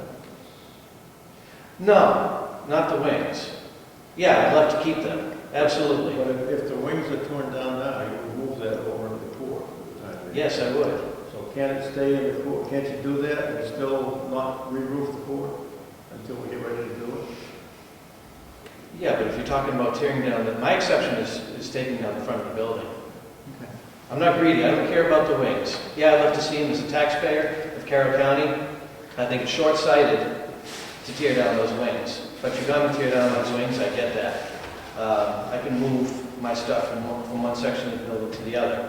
But as you start constricting that space, you start taking away the opportunities of my vision for that building for the future, which include my storage, which include central purchasing. We have medical records and other records that need to be stored over there. The list goes on. Right, and I understand that list could be growing. And the needs of, that's part of the decision tree of what we're going to do with the core, whether it's going to be at 10,000 square feet or at 15,000 square feet, okay? You might see that one of the requests that I have from the commissioners is that we have a rough draft floor plan for the future use of the annex core. That's one of the things I requested for today, okay? So, You got that? we do. There are, yeah. Awesome. But can we try to, I just have one comment on that. I think the intent, and if I could, Bob, the intent of the delegation was that you were to gain the space of the multi-purpose room, the activities, the dining room, and the kitchen. The kitchen was going to be cleaned out. And that was going to become a vanilla wall, and until such time that your needs were met, that was to become maintenance, the whole back of that building. That was the understanding of the delegation. The commissioners had moved forward with the position that they were going to eventually renovate all of that space for rental, and then they were going to renovate the front space for rental and increase the laundry, and the person that's left in the cold in that proposal is maintenance. Well, Our intent was to provide you with some more space to start with, and all that extra space for all those acres that you have and that you're going to consolidate. So I believe the delegation has always been strongly behind that your needs came before the need to bring in and rent any other space or build any other space. well, agreed, but there has to be a balance. What the delegation wants and what the commissioners and myself want, there has to be a balance. All I'm hearing today is tear down this, and tear down this. What you have left over is what you get to work with. If you tear down everything that I'm hearing that you want to tear down, in a few years I may be asking for you to build more space for me. Okay. I can understand some of your angst toward this, but I don't think this delegation, this room or anything going on here is even remotely coming close to that. We're talking about removing 2 wings of the building, and we're talking about figuring out what we'll be doing with the rest of the core. And we still have 2 more wings on the other side that still are, left into play. This I think the only thing we're saying. This is not a rough draft floor plan of the core. Looks to me like a rough draft floor plan of what they plan to do with probation. So that's not what we're asking for. I was looking for them to give us their idea of what they would do with the remaining 15,000 square feet or the 10,000 square feet, what their plan going forward was. Okay, so, you know, I think the only thing we're talking about tearing down is the core. the core, Yeah, the core, correct. And maybe not holding off some work on the other until we find out what we're going to do. Correct. That's the impression I have. right. And what needs to be decided between now and April is what we're doing with the remaining core. And there needs to be a plan to satisfy that. I think we've left it open about if it's going to be 15,000 square feet with a repaired roof or 10,000 square feet with a brand new roof. I think both of those options are available based on what the needs of the county are. Cooperative extension might be coming in there, probation might be coming in there, and you need space to be in there. So if 10,000 square feet doesn't fit the bill, then maybe 15,000 square feet is going to fit the bill. But that's what we're trying to accomplish, is understanding what needs to be done now, what should be done now, and what we need to look at getting done for the future. Okay? That's what we're trying to do. So, I agree. We need to have those decisions made. We need to have a rough draft plan to decide what to do. You know, how much do we need all 15,000 square feet? Which sounds probable if we're going to have, if cooperative extension is coming, if probation is coming, if we, and indeed we need storage space for maintenance. That's what we need to see. Okay, so we need to make that part of what we're going to recommend today. So, Representative McConkey. I'll be real brief. We know that we have a maintenance need. We know we have that need. We have put directives out in the past on whether it was going to be the cooperative extension was going to come in, because we do have an outlay of money we're paying rent. The last word we had from the cooperative extension that I understand was that they were in the middle of budget cuts. There was some uncertainty.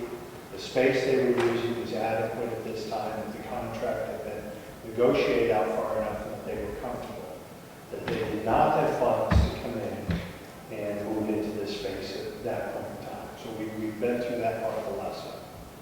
As far as we had directed the commissioners prior, if you have people that can come in, fill space, make renovations, and make it so that it was a profitable situation, or at least paying for itself, investigate that. And that we might be able to accommodate that. That's what we asked them to do. During that process, the homeless veterans project came up, and we allowed them to move into that schedule. You know, that we were going to delay those 2 weeks at that point. But there was no, other than we were doing that, there was no directive by us that they could go out and start filling that space, which in their first proposal isn't there, but is what the commissioners are moving forward on, filling those spaces in their wish list, bringing probate in, bringing cooperative extension in, a very limited roll of space is then left for maintenance, which may or may not be adequate. And we have a contract that's been awarded that starts in on the process, which I believe would make some of this project start. So I agree with the superintendent here, Bob, and that the needs of maintenance should be the first priority. And that I don't want to open this process back up to keep going out and keep looking and keep finding a way to fill that space. We have a directive of where we want to do.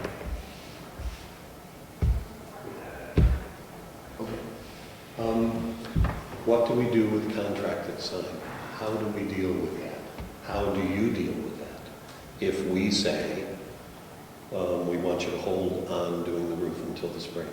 How does that get dealt with? We don't sign a contract, put it out for bid again. I thought the contract had been signed. The bid, we have accepted the bid. Accepted the bid, but they didn't sign the contract. And if the roof were to be repaired come spring, We would probably wait until after April, when the decision is made whether to tear down the 2 wings or not.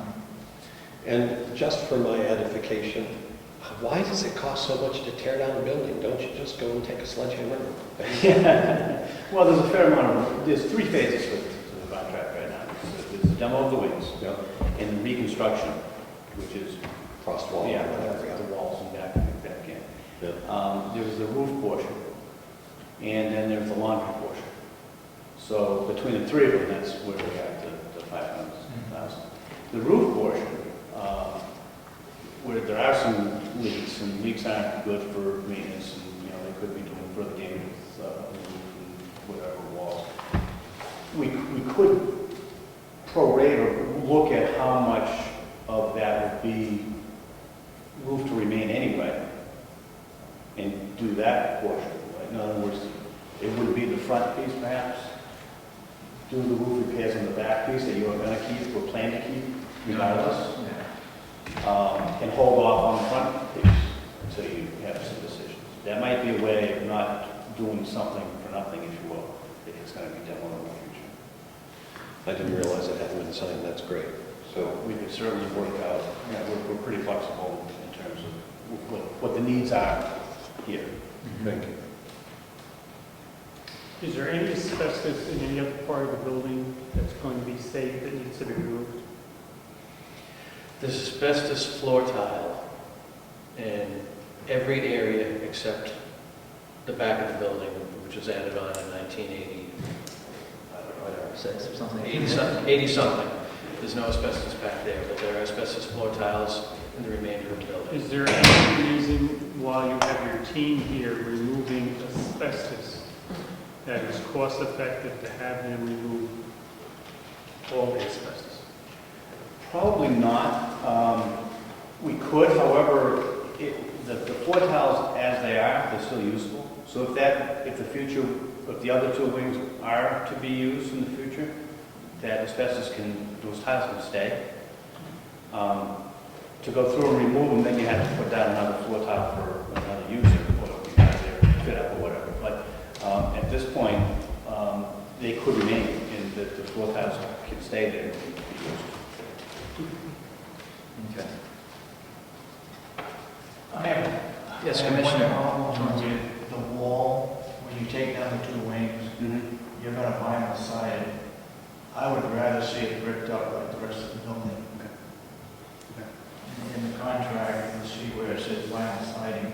Yeah, we had planned on, so it looks similar to this building. And if you look at the nurse home now, there's panels above and below the windows. There's not constant, wherever there's a window, there's a panel above, a panel below. So we had planned on going back with the box siding similar to what is on this building here. So you'd have panels, you have brick, but you'd have also the panels of the vinyl shake side. We can certainly go back and go with all brick. That's a preference. At a greater cost. It would be a little bit more cost, yeah, we do an offset. Where, if I could, where if your solution, when you were finishing off to make weathertight, you were probably going to stud, make weathertight, cover with some sort of plywood or something, and then just apply a vinyl because it was not final, it made more of a unique effort. Right. So I would think it had quite a bit of cost increase then to go to a block wall. Hundreds of dollars, thousands of dollars, couple $1,000. Yeah, it wouldn't be, it'd be, I'd have to work up the numbers, but yeah, we'd certainly offset, what we know. There was also an ASTM frost protection detail for existing buildings, which I think would really be beneficial here. And we could, if that is the case, we would have cost savings then to apply towards brick. and then just, you have to explain that if, I'm just saying that if the thought is aesthetics, one's more than the other, and one's a cost structure, as a delegation member, they're on cost. But they can work it out, commissioners, that's not ours to do. Mr. Todd, do you know how many, and the reason why I ask this question is just to try to give us an idea of what it's going to cost us to build the frost wall, to plug the hole. Do you know how many linear feet that is on this area? well, it's approximately 40 somewhat linear feet, I think is what we had anticipated. We have to, actually, that's going to be one of the details we work out with Bob. Where the logical place to cut the wings is on top. There's a roof elevation change that goes up right across those wings, and it's right somewhere along the line where the mark is. So It's a little bit around here? Yeah. Yes. It's closer to that where that pencil line is. I see. And up on the roof, there's a difference of about 18 inches to 2 feet, which is a good spot to settle. Oh, I see. So instead of doing this, you're going Right. to, it's going to be a straight shot, and it's Right. about 44. Yeah. So, but we have to then see where that line on the roof, where that translates down to bearing walls and other walls down below, which we'll go through that extra. That was the first thing on our agenda once we get over this, to figure that out. Get a little more specific. Yeah. Okay, well, all right, so then let me put it this way. What does it cost to build, 40 linear feet of wall, frost wall there? I mean, just to kind of give us an idea of what our risk factor of, we're going to plug up the hole and then maybe someday just tear that down. It could be, and this can't be, it's a rough number. Yeah, So it's it just could rough. be $60,000 to $70,000. 67 pounds, so it's about 1500. All right, so $50,000-$60,000 is what we would look at, maybe at risk of getting these wings removed, putting in a frost wall, which may or may not be needed in the future. I think that's really kind of hard to assess because we don't know what a future delegation is going to decide. I don't know all the aspects of things.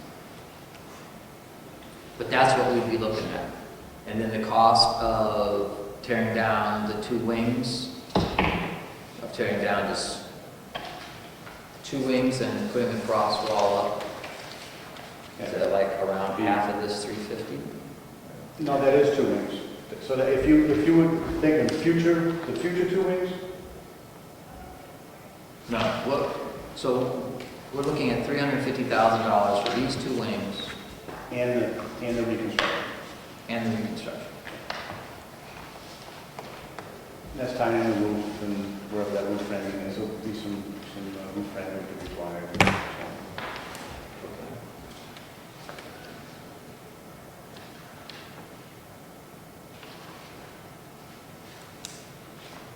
Okay.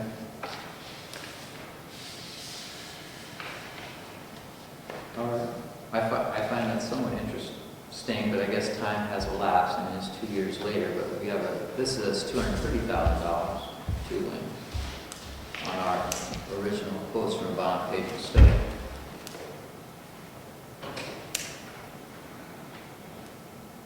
It does include the full of asbestos removal in the wings. That's a separate pay that has to be done first. All right, so it's $350,000, and that includes filling the wall, and around $50,000 of that number, approximately $60,000 of that is for the wall. So it's $290,000 for the demolition and $60,000 for putting in the wall. And then we have this $116,000 is for the repair of the entire, no, it's for basically about 10,000 square feet of the front half, That core area. that core area.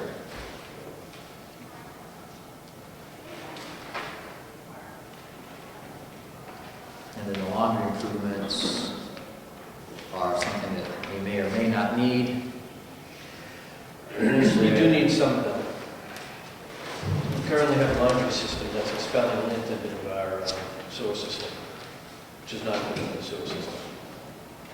part of the laundry reconstruction involves installing a lint trap or constructing a lint trap system behind the washing machine area. Okay.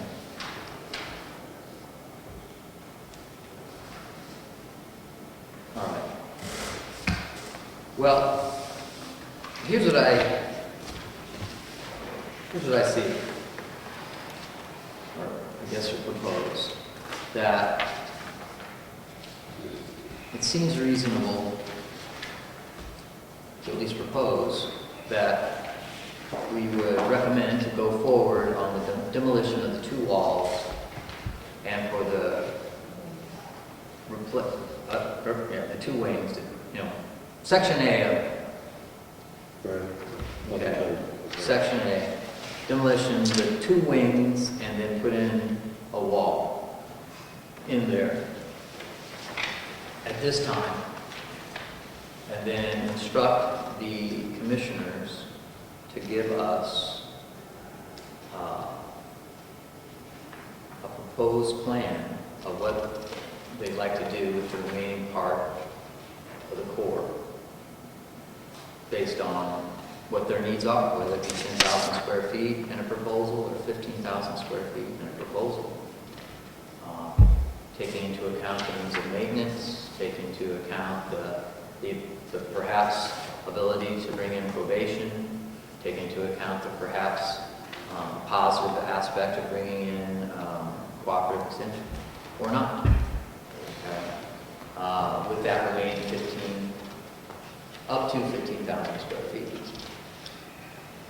But I think that from what I'm hearing today is that we can move forward on demolishing the 2 wings and building the new exterior wall based on, perhaps a $50,000 risk that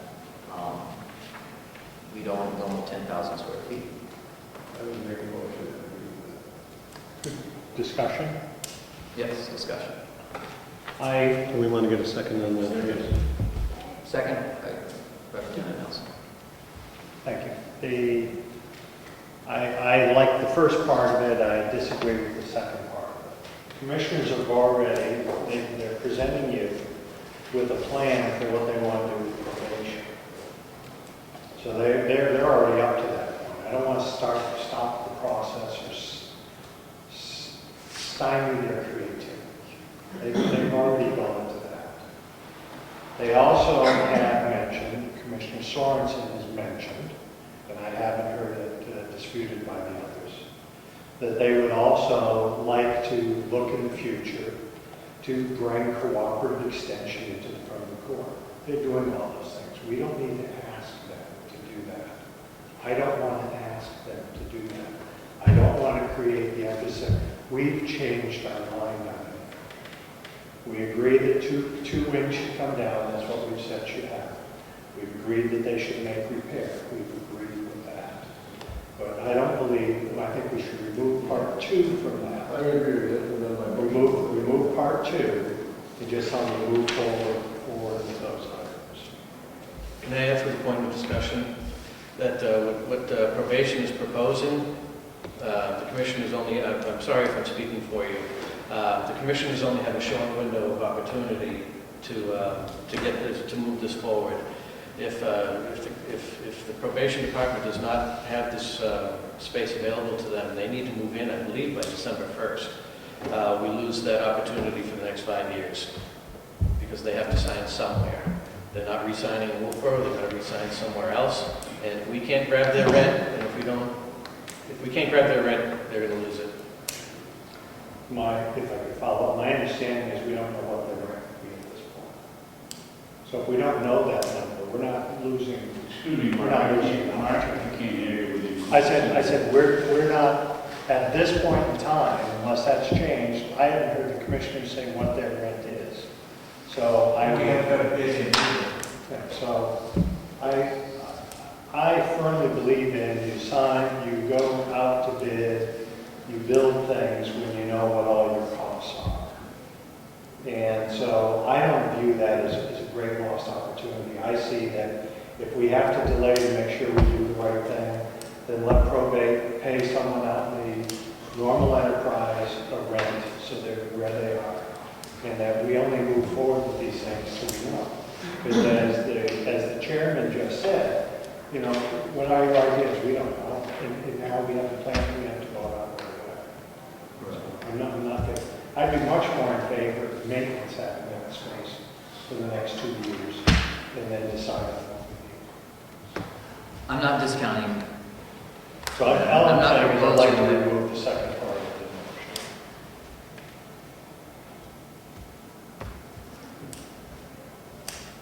Representative Butler. Thank you.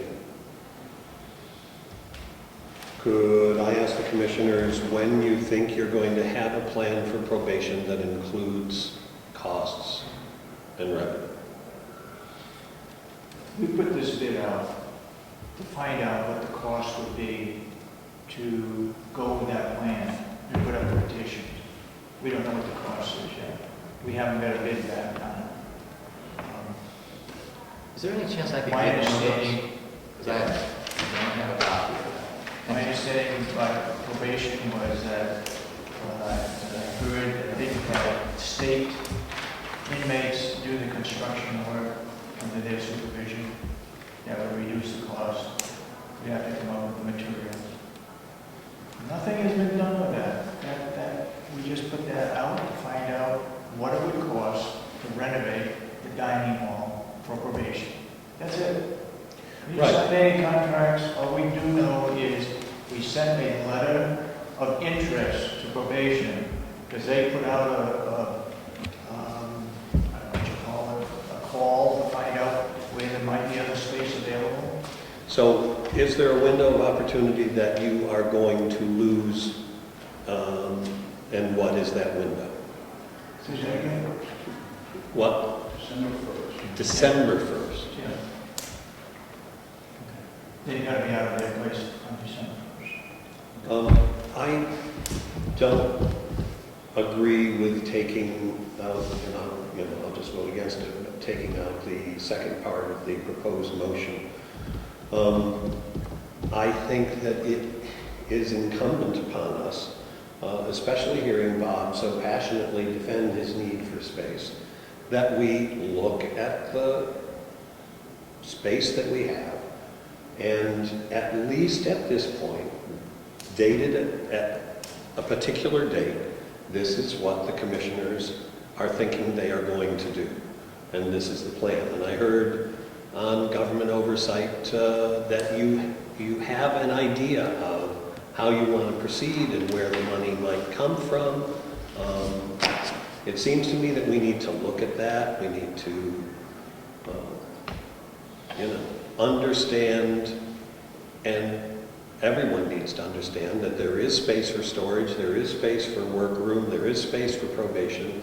The laundry can stay where it is. The boiler can stay where it is. You have a proposal to use the boiler to provide hot water for the laundry. I think it's a great idea to have that sense now, and if it needs to change, then it can change. But it would be good to have that in front of us.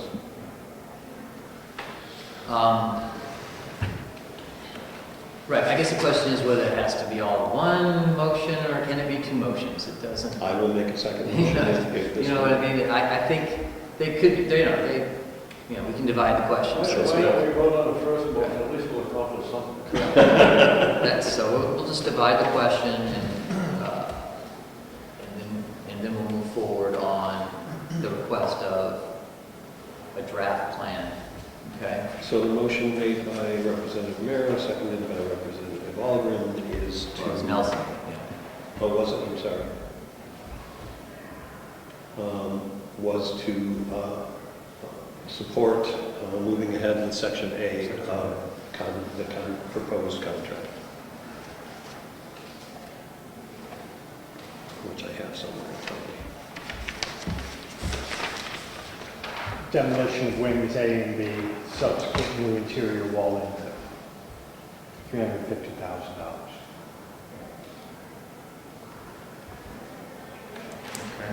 Mr. Chairman, Yes. What happened to the wall? Is it gonna be vinyl or is it gonna be brick? Because that's section A. The, I think that, what we were talking, $2,000. We were It talking. won't be a couple $1,000, but it would be, you know, to do one versus the other could be a $10,000 or $50,000 difference. That's a call of these people.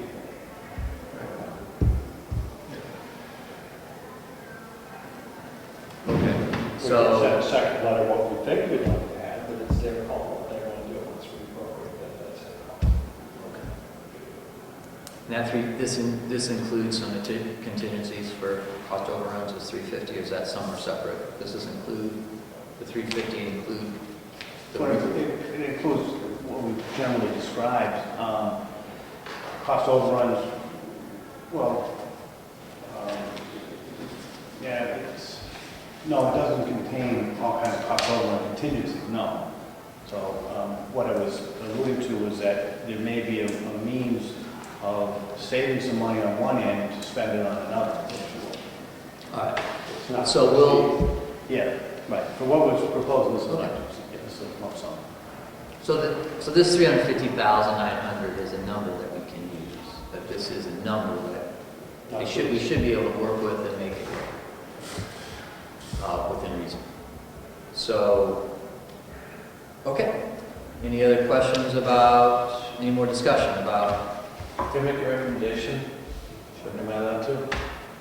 That if you're going to approve the funding for this, at this dollar amount, that perhaps you should allow for the brickwork, which could be up to and including $15,000. Let's just throw that number out there. And with the understanding that this is a not-to-exceed contract, and we have the potential for savings, where that cost increase could be absorbed in the contract. But you're allowing for it because the commissioners want brick. I won't agree Yeah. I think that the 300, this number here is going to maybe work out either way. So we're just going to stick with that. I understand where you're coming from. I alluded to it, but there may be some cost savings to going to brick. So you know, the number's going to be close enough that I don't think we have to get too much into it. Not that I disagree with what you're Just throw saying. it out there. Well, I mean, I've heard before, Howard mentioned we need lifts. I'd rather see the $15,000 used to buy lifts rather than see some vinyl when there's a need for some other, that's all, for aesthetics. May I ask a question? What about, are you doing this in sections? Are you going to be voting on this in sections? Or is it inappropriate for me to ask about the laundry at this point? You've excluded the roof repairs. Right. And I get that. And I want But I'm not to clear about what you're doing with I the want laundry. to talk about that section. It's a separate, yeah, it's a separate thing. We're trying to I don't get, think we're walking away from that. Okay. yeah, just trying to get this part done because it's delineated. Can I call a question, Mr. Chairman? Yes, all those, I'm sorry. Oh, did you call the question? Yes. I just want to clarify the motion that it will say not to exceed the 350,900. And just to clarify, the wall work can be whatever the wall work is. It's what was bid.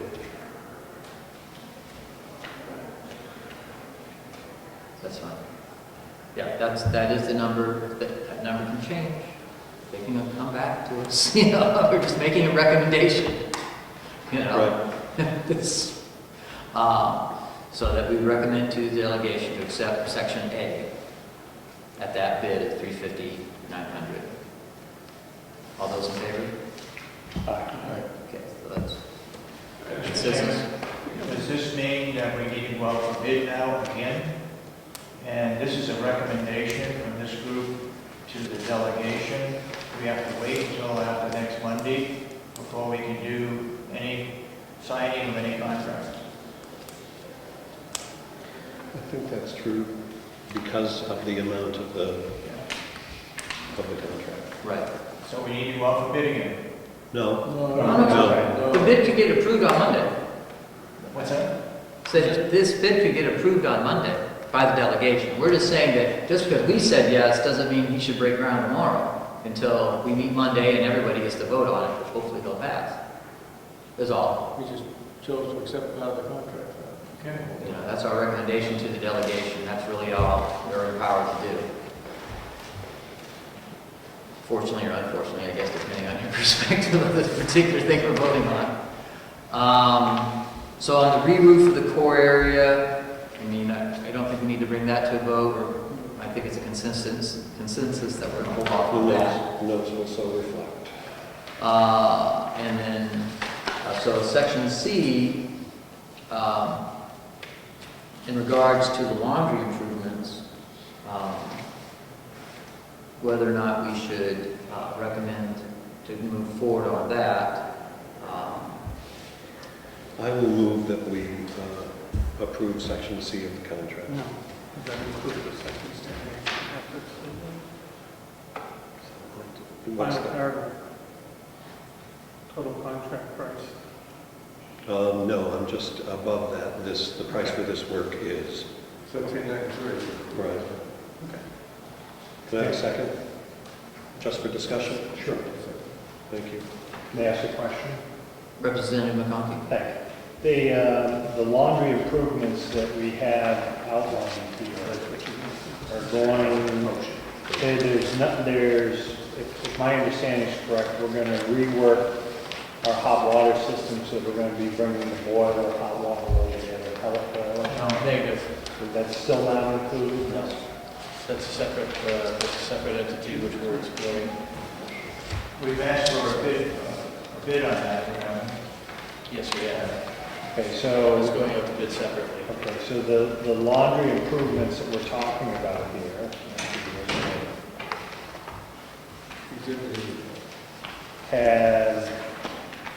are addressing an internal reconfiguration of what we have or making bigger. Are there any larger, newer dryers, washers being added in what we're doing? We're making room for new equipment, but we're not adding new equipment at this time. And when we're making room for new equipment, is it dryers or washers? One dryer, one washer. Okay, and when the washer goes in place, it's going to exit out, will those exit through the floor, through whatever our existing system is? Well, through that proposed drain trough, lint trap, which is behind the washers.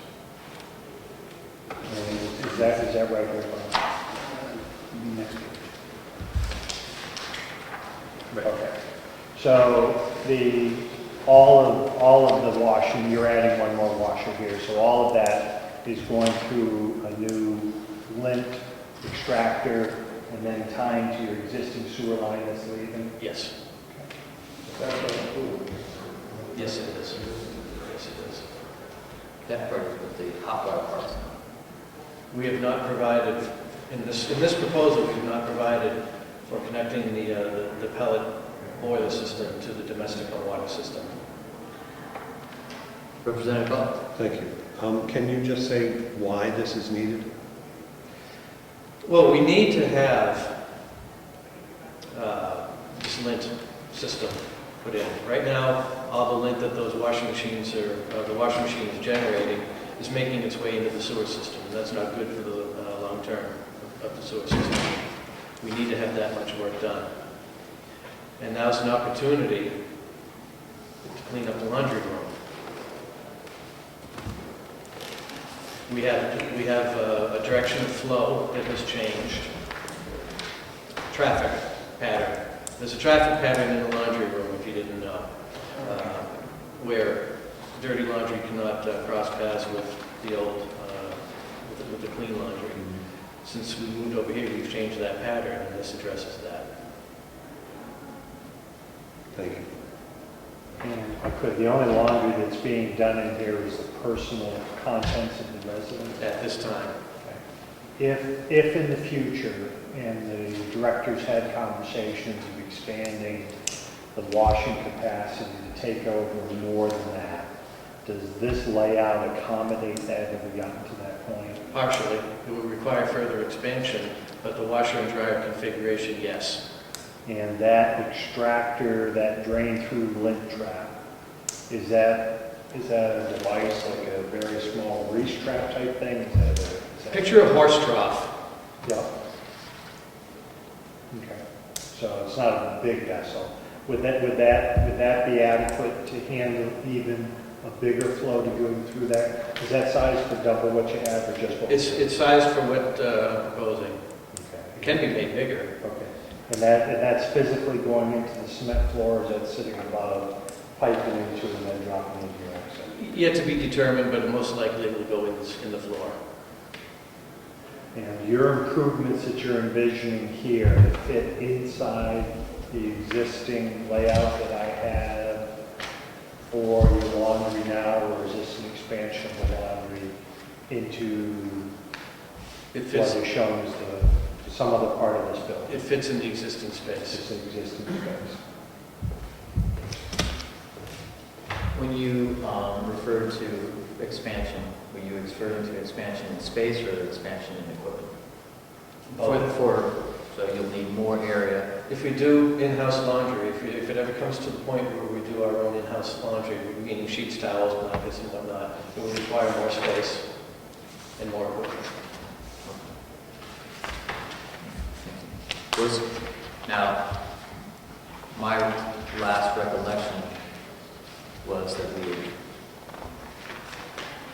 our last look-see into that was that was probably not going to be a very good venture. So I recall that we were not going to expand it. And yet we also heard that there were problems with the current laundry vendor, or the last laundry vendor. Right. So I guess the 800-pound elephant in the room is it doesn't look like we're moving.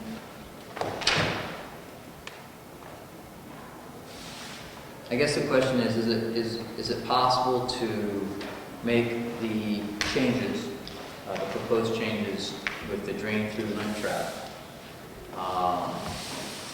without at this time the other design changes, right? To get this part done so we don't have the load going into the septic system. Do we have sewer over there, right? We don't. Do we have septic or sewer over there? Septic. It is septic. It's a Okay. septic We're trying to get out of the septic, isn't it? Okay. Because we were saying sewer, and I just want to make Well, sure. the sewer, because it's going to our central process. It's a waste treatment plant. It's a waste treatment plant, which essentially works the same way a septic system does. Okay. The two terms really are not interchangeable, but they work together. I get you. Without getting into detail. Either way, it's our stuff. Correct. Either way, it's our own. It's not the town system. It's our system. So my question is,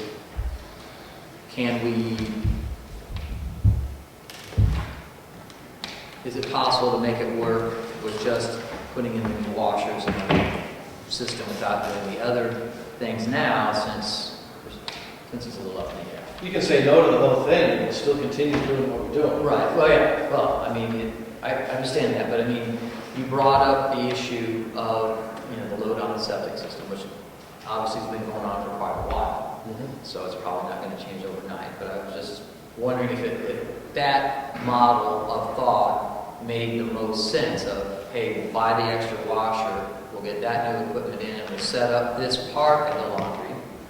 Does that make sense? And then to hold off on the rest of the configuration. I was More asked, like a yes or no. I was asked to perform a task, and it's my obligation to perform that task in a forward direction, and to do it right.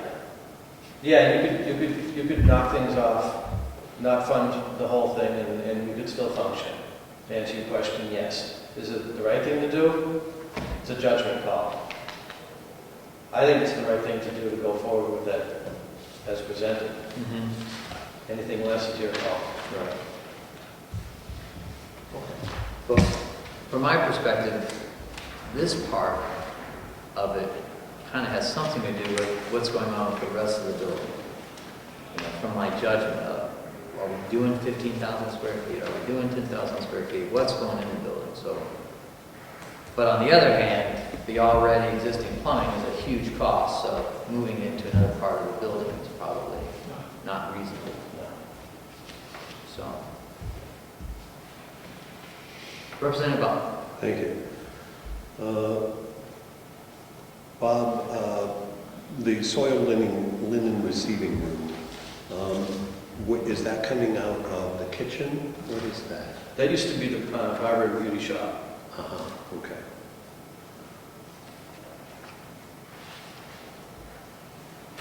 Thank you. So the motion is on the floor, Mr. Chair. And again, that's not creating any new space, that's space that's existing. Understood. I'll make a motion. There's a motion on the floor. Okay. Do you want to amend it? Could we have the motion? It is to accept. Within certain parameters. It is to accept, and I thought you had seconded it, but if you didn't, then that's okay. Somebody thought I said. Okay, sorry. Somebody said. To accept Section C of the proposal in front of us, dated July 30th, 2014, to not to exceed 69,310. That's what it was. I apologize. I would like to amend the motion. Mm-hmm.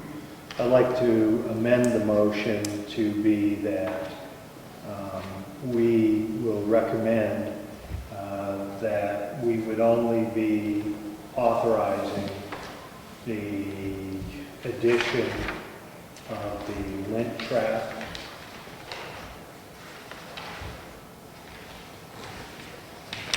and removing the other items from that bid. Costs associated with adding the lint trap. It only makes sense that we do everything we can to slow down flocculants and everything else we're sending into our wastewater stream, and I think that's important. You want to spell that word, please? It just makes sense. I don't think, I know that the administrator was talking about, does it make sense to do laundry, not to make sense to do laundry? We've been doing laundry this way, and it seems to be working. I'd be much more interested in cost analysis, how much money we save by bringing the pellet boiler over, giving us hot water. You know, if that made more sense, I'd much rather have a hot water stream coming over there and getting rid of the lint than I do expanding and changing walls and everything else. Because again, we're uncertain with what the building's going to be used for. Discussion. Representative McConkey's motion takes away 2 points that we're trying to address. One is the traffic flow of dirty and clean laundry, which I explained earlier. And by not moving the dryers, it doesn't address the current roof leak that we have. Moving the dryers takes the dryer vents that are penetrating the roof and brings them up the sidewall. Okay. But I'd be in favor of moving the dryers.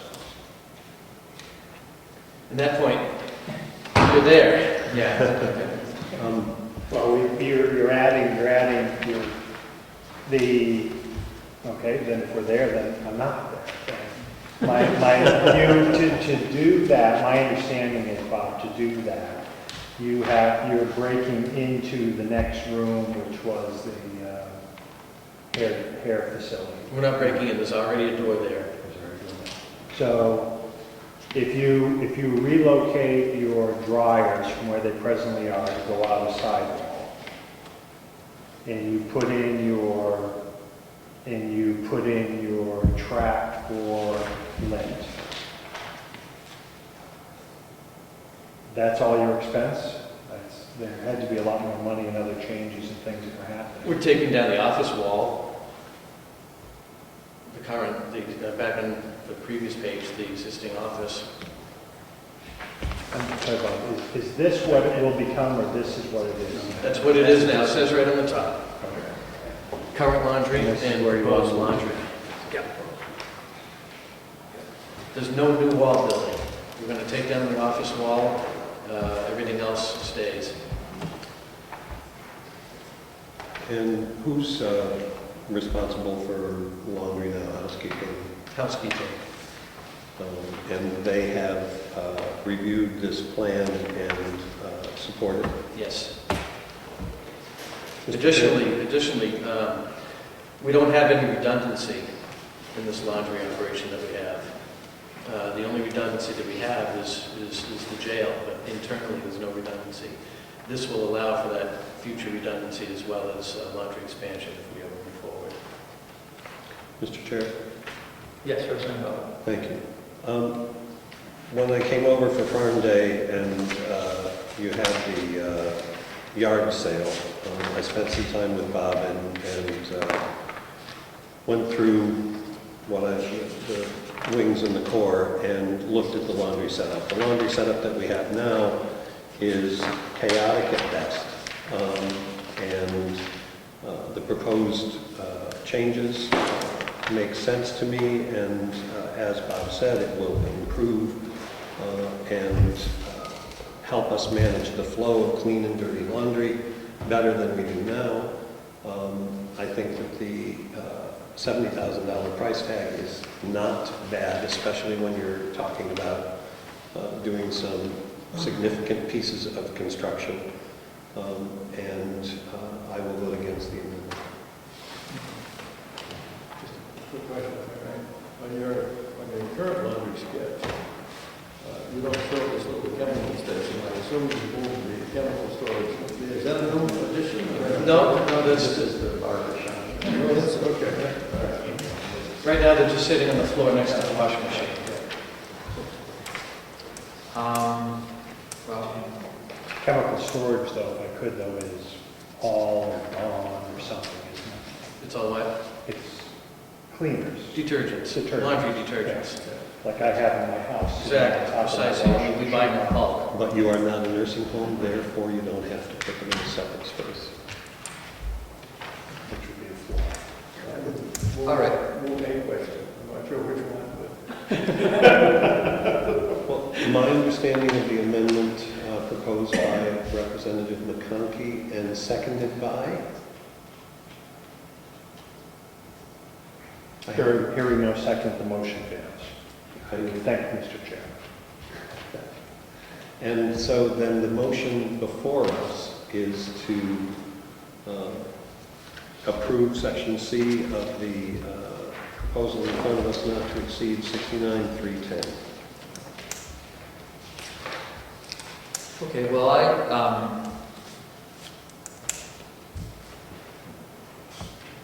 right, well, I just think that I can't support it because I think I'd like to see the whole plan before I approve this part of the plan.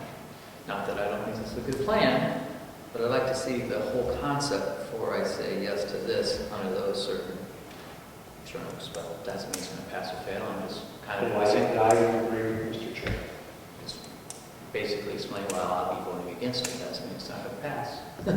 So, all those in favor, raise your hands. So we have 3, and those opposed, 2. Okay. So we will recommend the passage on vote 3-2. And I'm going to recommend that we take a short break. So we've been sitting here for 3 hours and I've had a lot of coffee. So let's reconvene in 10 minutes. Can we make it 5? We can reconvene in 5. Some progress here. Only by calling the question we get this far. Exactly. Oi. I think that what I just want to, other than the homeless update, is just to impress upon the commissioners that we'd like to see a rough draft floor plan of what they propose that whole floor to look like. It may not be, there's certain things that you know are going to happen, or you would like to happen, but, conceptually, what is the end game? This area is going to be used for maintenance. This is a proposed area for probation. This is a proposed area for co-op. This is a proposed area for this future use future rental, future use, it's just that sort of thing. It's so conceptual. We see the whole project, and it may be wise to do it with 15,000 square foot footprint, and to see it with a 10,000 square foot footprint of what their vision is of how those would shake out, so that, we have some sort of future planning, because that was my apprehension with the laundry. What if we find out that, gee, maybe that really isn't the best place to put the laundry because we really need that spot for something else, okay? My case in point is the pellet boilers. The pellet boilers were put in an area in the building that wasn't really approved by the delegation, it was just installed there. And then in hindsight, personally, I've always thought, gee, it might have been better to put the pellet boilers in the new section of the annex, and then we could have just kept just the new section of the annex, because it was all new. It all had frost walls around it. That cafeteria/kitchen was actually the best part of the building. So it might have made sense to put the pellet boilers in the part of the building that was really the best, because it was certainly the part that we had reserved. I think at the time, not beating a dead horse here, but I think at the time the pellet boilers were scheduled to be installed before the move. And therefore it only made the most sense to put it in the old maintenance shop rather than the dining room. Logistically, you need the Logistically, exactly, that was the only place that it could go at the time. I understand. But that was just like my example, just what was going on in my head, So, we'd really like to see that from the commissioners, kind of their conceptual plan of where they see kind of the pieces falling in. So maintenance feels like, okay, I've got a space, and here's the plan. It may not be the finalized plan, but at least here's where we're at. If we're going to do this, here's how all the pieces fit into that puzzle.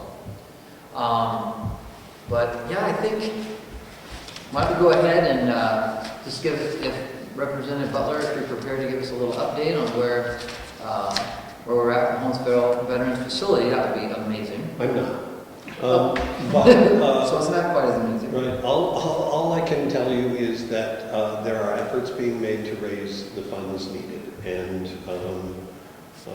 there is no indication that I have heard of that there is an angel going to swoop in. There is potentially some federal money available, but the group won't know that until after the first of the year, because the funds have been expended for this kind of work in this federal cycle. So after the first of the year, the group is hoping to hear whether or not they might be, some of those funds might be available. I haven't heard anything else. Have you, Commissioner Babson? No, I have not. My concern is getting public funding that may not last. They promise that if they take this over and run the whole shebang, that it'll never cost a penny. I don't see how they can predict down the road that in 2 years the funding will be cut. I think there's a long way to go before we have a sense that it really has some solidity to it.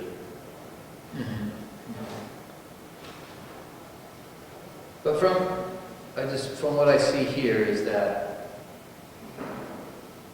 basically the proposal put forth by Excel Construction was essentially they can make the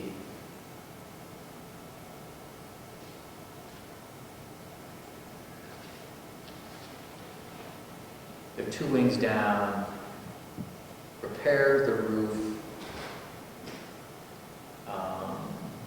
and the laundry rework for $536,000, basically. And then if subsequently we need to tear down the other 2 wings and put up a wall, that'd be another $350,000. So that'd be $880,000, basically $900,000 to tear down both Both wings steps, yeah. and repair the roof and have a 15,000 square foot core. Correct. That's if you did it at one time. If you wait 2 or 3 years before the decision's made, it could cost you a lot. Well, yeah, certainly, there's going to be some appreciation of that, but it appears that hopefully the job will be as complete, maybe not as complete, but at least initialized come next spring, because we're going to know about the veterans facility, or whether it's going to be good or not. So next spring is when we do the final stage, if that's the case. So I don't think that the cost, hopefully the cost won't go up too much, I guess you never know, but. Can I bring out the two votes that you took and the decision that you made, essentially those three things, there's a flaw. And that flaw is the roof repair that you decided not to do included the roof repair over the laundry that was necessary to repair the dryer vent removal.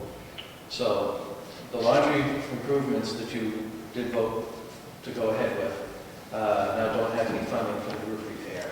Okay, well, that's Can going to we be fairly address that? Yeah, I will propose a motion. I just want where you were going with this. My sense was that you think that within the $1 million that we have talked about having, there's still enough money to do all of the pieces that are necessary. Is that what you were leading towards? You're potentially short, though. If I could follow, you're potentially short that if our estimate from our $1 million where we started out and where we are right now, you had mentioned earlier that the cost of demolition has exceeded where we thought we were when we appropriated $1 million. We're not whole in the sense that if this were to continue forward and we had to take down the rest, we would fall within our budget. If we take down 2 wings and we make changes to the laundry, which we have said, and now we're being asked to expend more money to make changes to the roof line or the vents. And at a future date, if it comes back to us that the homeless component doesn't happen, and we have to demolish 2 more wings and finish taking out the core and so forth, we don't have, our $1 million estimate doesn't work anymore. No, it does. It does? It does. It's entirely, so. Yeah, no, it does.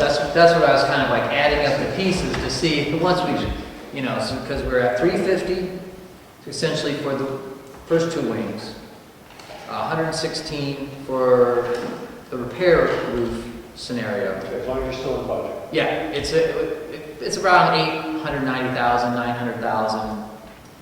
So all those, the entirety of everything would be, of those pieces would be 900,000. That wouldn't include any renovations for probation or any renovations that we might do for anything else.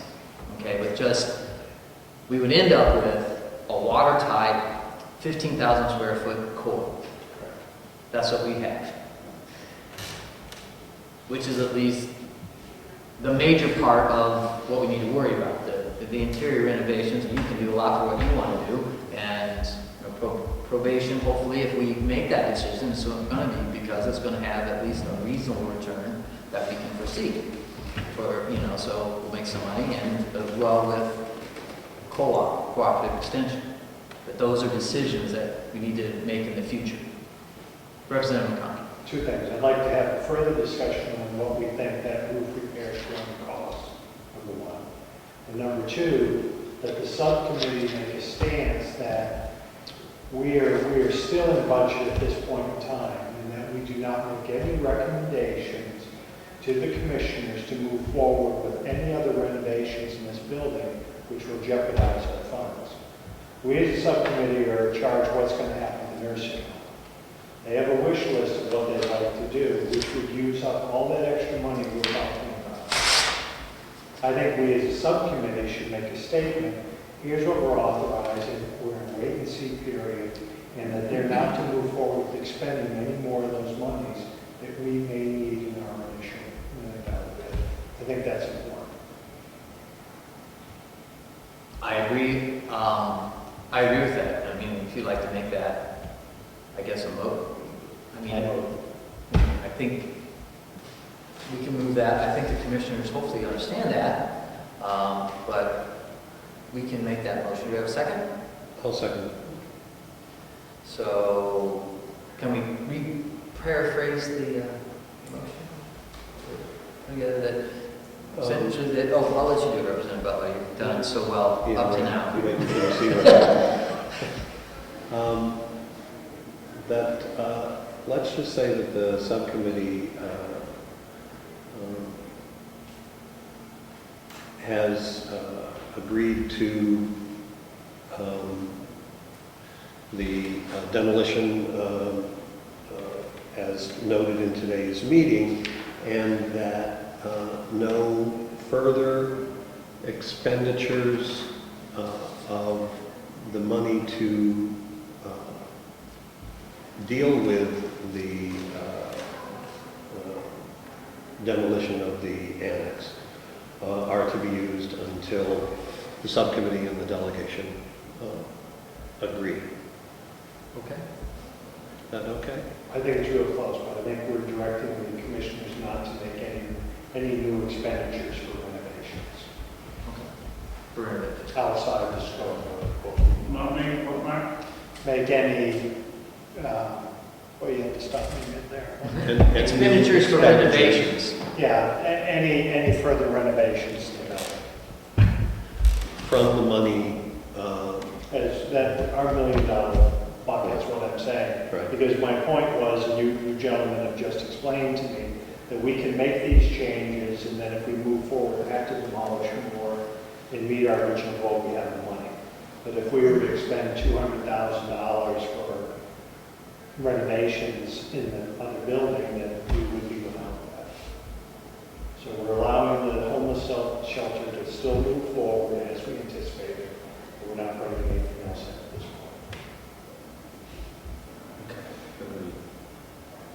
until and unless discussed and agreed to by the delegation.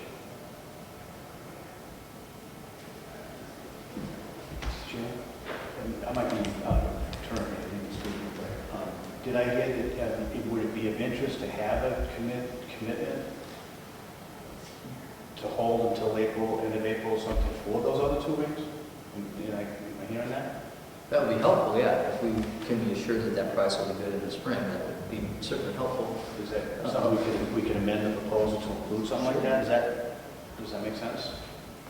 Sure. I mean, I think it makes great sense for us that if you want to amend your proposal based on that proposed timeline. Yeah. You know, I mean, some work you may get, some work you may not, 'cause we don't know what's going on with the veterans. But if they needed, if moving forward, you're trying to keep your arms around this one envelope, Right. that might be one way to at least. That would be a great help. Anything that can help bring down some of the unknowns is always good. So if we modify the contract, or if we modify the contract, maybe we can include the other wings, and I believe we're going to back up to this. The other wing we're not included. It was not included, correct. So I could just, right, it wouldn't be, no, we couldn't probably include it. I'm not sure what the limitations are and all that stuff. I don't know. I think the crux of it is that any assurances that can be made about putting together in totality your bid that tiers it, where first step is what we discussed of tearing down the wings and putting in the frost wall. Second tier would be the laundry with the necessary roof repair. And then the third tier would be the other two wings on, in that sort of timeline. That I think would be helpful, because that will bring, anything that we know that we can count on is good for the county. It's good for us. So we welcome that, as long as it's still workable with what we're looking forward to, and they're not constrained to have to do any work if it's deemed not necessary. What else do we have? Motion on the floor by Representative Conkey, seconded by me, All right. that will not make expenditures from the $1 million allotment until and unless discussed and agreed to by the delegation. Okay. All those in favor? Right. Okay, so that's unanimous. Point of reference, what are the two wings that are taken down? What are their names, A and B? A and B. I think we should have a dedication of A and B before they're taken down to Chris and Harry. So when they're eliminated, boom. So you can have it dedicated to them. I don't know if I like anybody dedicating something to me and then Gonna take tearing it down. I thought we should take Harry down. Just yet. Never sure the message that conveys. Yeah. Wait a minute. Can we talk about that roof repair? Yeah, no, we're not going anywhere, I Yeah. promise, I promise. Well, I think that, I concur with what you're saying, but I think that, you know, whatever adjustment that might need to be made to that section of the bid, you guys can put together, and that can be voted on Monday. It's not gonna be that big. Good. Do you see what I mean? Like, I think we understand that you're not gonna let water pour down. So that's gonna have to be adjusted. We'll make that adjustment. It's gonna be. So just to be clear then, for that section B, if you will, re-roof of the core area, am I working on a piece to cover what would be kept in any event, like the back 5,000 feet, or just for the lawn? Just cover the whole. Just cover the lawn. Yeah. So the rest of it. I mean, my vision is that you're just patching the vent hole. Minimal, Yeah, minimal. just so it won't leak, you know, and that's not gonna be a significant amount of money. There is a good sized leak there that I don't know where it's coming from, that I'd like to have addressed Okay. on that section of the roof. Okay, but, you know, once again, I think that's a reasonable assumption that we're not gonna change the line or not and have it. If it's just to that area, Mhm. be fit, whatever it is, but that's something you don't know until you get into it. They're not gonna do a time and materials. No, well, it's, I mean, you hate to guess too,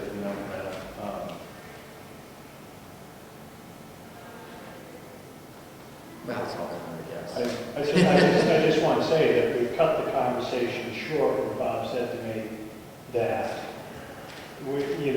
by just doing that and not moving anything else, that, that's all that was involved.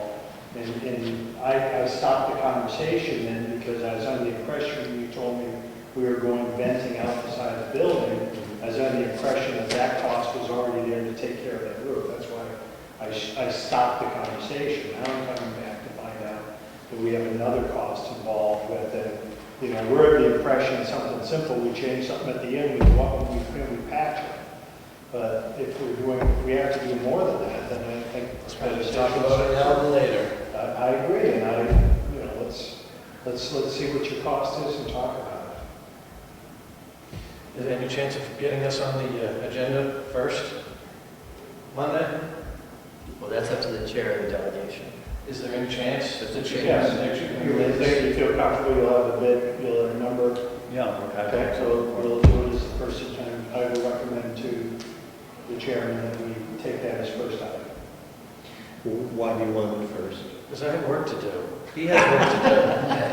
Well, I think Because there are lots of pieces to discuss. I think we're better off not to have this gentleman, because the whole conversation is going to blow up, we're going to lose all this. if we have to, I think if we, okay. no, Okay, no. I just want to say, if the price of putting that patch on is going to be high, it's going to jeopardize the whole thing to scratch. So I hope the price will be Well, I don't think it's going to be high. I mean, reasonable amount. just to patch the roof, those two holes and find the leak that I know is up there. It'd be safe to say it probably wouldn't hit $5,000 in the whole scene. That's exactly what I was thinking. Love those numbers. I mean, Love those numbers. That's I said $5,000 in my business to repair a roof, my God, we'd be closed for 2 days this week. I hope we look at a number that's, real roof. We have a repair at the inn or at my house, we don't think $5,000. So I think we start getting to a point of jeopardizing. That's to the exactly what delegation. I'm saying. Okay, so I agree. And it may come back to that we don't move, the recommendation comes back that we do nothing with the Right, laundry. that's sort of the plan. Do you have a buzzer? I don't know that it makes the best sense to bring that up at the beginning of the discussion of laying the whole thing out. So if you were needed, is there a way to call you and just say, Yeah, come on over? my cell phone is available. Okay, so I think that would be better. You know, if we all have a pretty good understanding, and if people want you to explain it, then we can give you a call. Well, if it's, let me just make this statement, then. If it's just for the one, if the only authorization is just for the one, then we'll just throw it, we'll just approve it. Forget it. Would somebody kiss that man? Yes, it's minimal. We're a little early in the process. It's minimal. No, and to have I'm a Democrat, what can I say? Thank you. to have a big thing about it doesn't make sense. Yeah, because they don't need a whole can of worms. All right. So the one piece that I am not clear that the commissioners heard is that Representative Aldrin has asked for a floor plan to include vision or visions of how the space is to be used. And that will go into the minutes. And that being said, why? Okay, so the delegation's going to meet. We're going to hopefully move ahead on all of this stuff.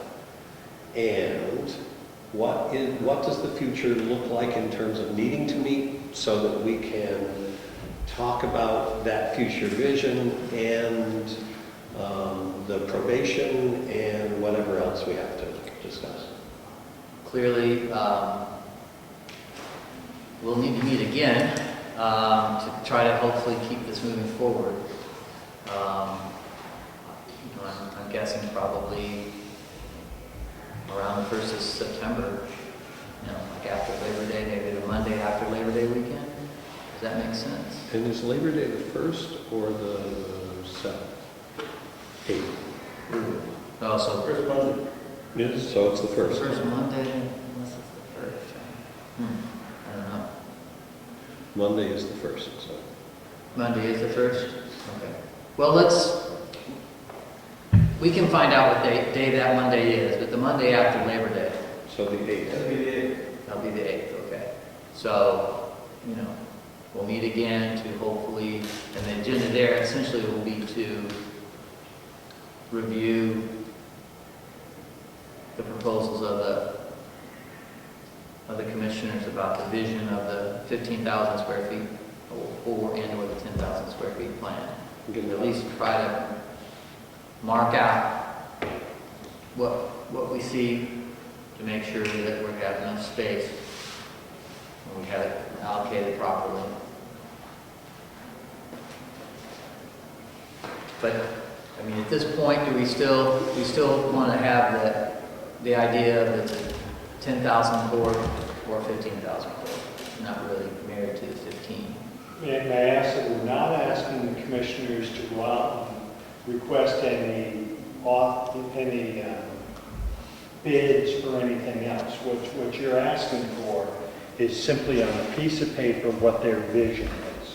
We're not instructing them to go out and bring in contractors and come up with costs or anything else. This is plain Jane what they have in their minds. That is correct. Thank you. That is correct, but asking people who know what they're talking about, giving us a number of what Well, I those... think we're going through the same exercise twice, and I don't encourage it. And as a subcommittee member, not asking them to do that, because we're doing this, we are repeating what we have done over the years. I'm not asking them to do that. We go through that exercise, I just want to voice that I'm not participating in that decision. Okay, and that's fine. I think that our objective is to see that there is some sort of vision of what we're going to do with that space. And that we're not just going to go, oh, here, let's put probation here, and oh, here's where the pellet roller is, and then, oh, over here's where the, see, like there's a concept about how all of this comes together with a basic floor plan of, where things are going to end up, so the puzzle, so that we have a basic floor plan. Some of it might be future use. We may not have an idea of exactly what's going there. Future office space, blank, but that's... We've done that, Mr. Chairman. We have, but they want to bring in probation. that wasn't part of that. So, you know, Bob has some concerns about where is maintenance going to be. So I think it just helps us to see conceptually where we're at and what the vision is with what we're going to do with each space and how it's going to be utilized. And if it doesn't have a specific spot, then what its future vision might be, future storage, future office space, or that sort of thing. So that when we get done, we actually have a building that makes sense. It's just not a hodgepodge of pieces that we're putting together. Okay? Does that make sense? And then, of course, we'll want to update about the veterans facility if possible. I guess I do. Is the time frame of doing it at that time to our advantage? Would we be better pushing it back and make that decision in October and November? Or does that help or hurt knowing what the folks in Conway are taking down here, extension service? Or the jail, county workers? As far as the timing of it, I guess my vision of the timing of it was just to try to fulfill my obligations of trying to keep it moving forward, as to and try to give direction to the commission of what's their next step. You know, from what I see, if they are pursuing the probation, moving in there, for it to make sense, we need to see their vision of what the rest of the building is going to look like. That's just where I'm coming from. Yes, Representative I McConnell. could go one more. The direction of the delegation at this point is that if the homeless shelter was to become possible, feasible, agreeable by the commissioners, 2 wings would be saved, which would probably make sense to save the core. If you want to discuss or have them think about what if the core were to remain, but I think what they should be looking at, and they've already been told, is that you're only going to have the back of the building. So what is maintenance's role? What does he need? And I would hope that would be number 1. They're already talking about saving the kitchen. That just took away the other half of that room. That's another proposal that's out there that we've heard that. Someone would come in and rent that. So I don't want to start a new direction on all these new things. We've been doing this for years. Here's 10,000 square feet. Tell us what you're going to do with 10,000 square feet. And my hope is, number 1 concern would be maintenance.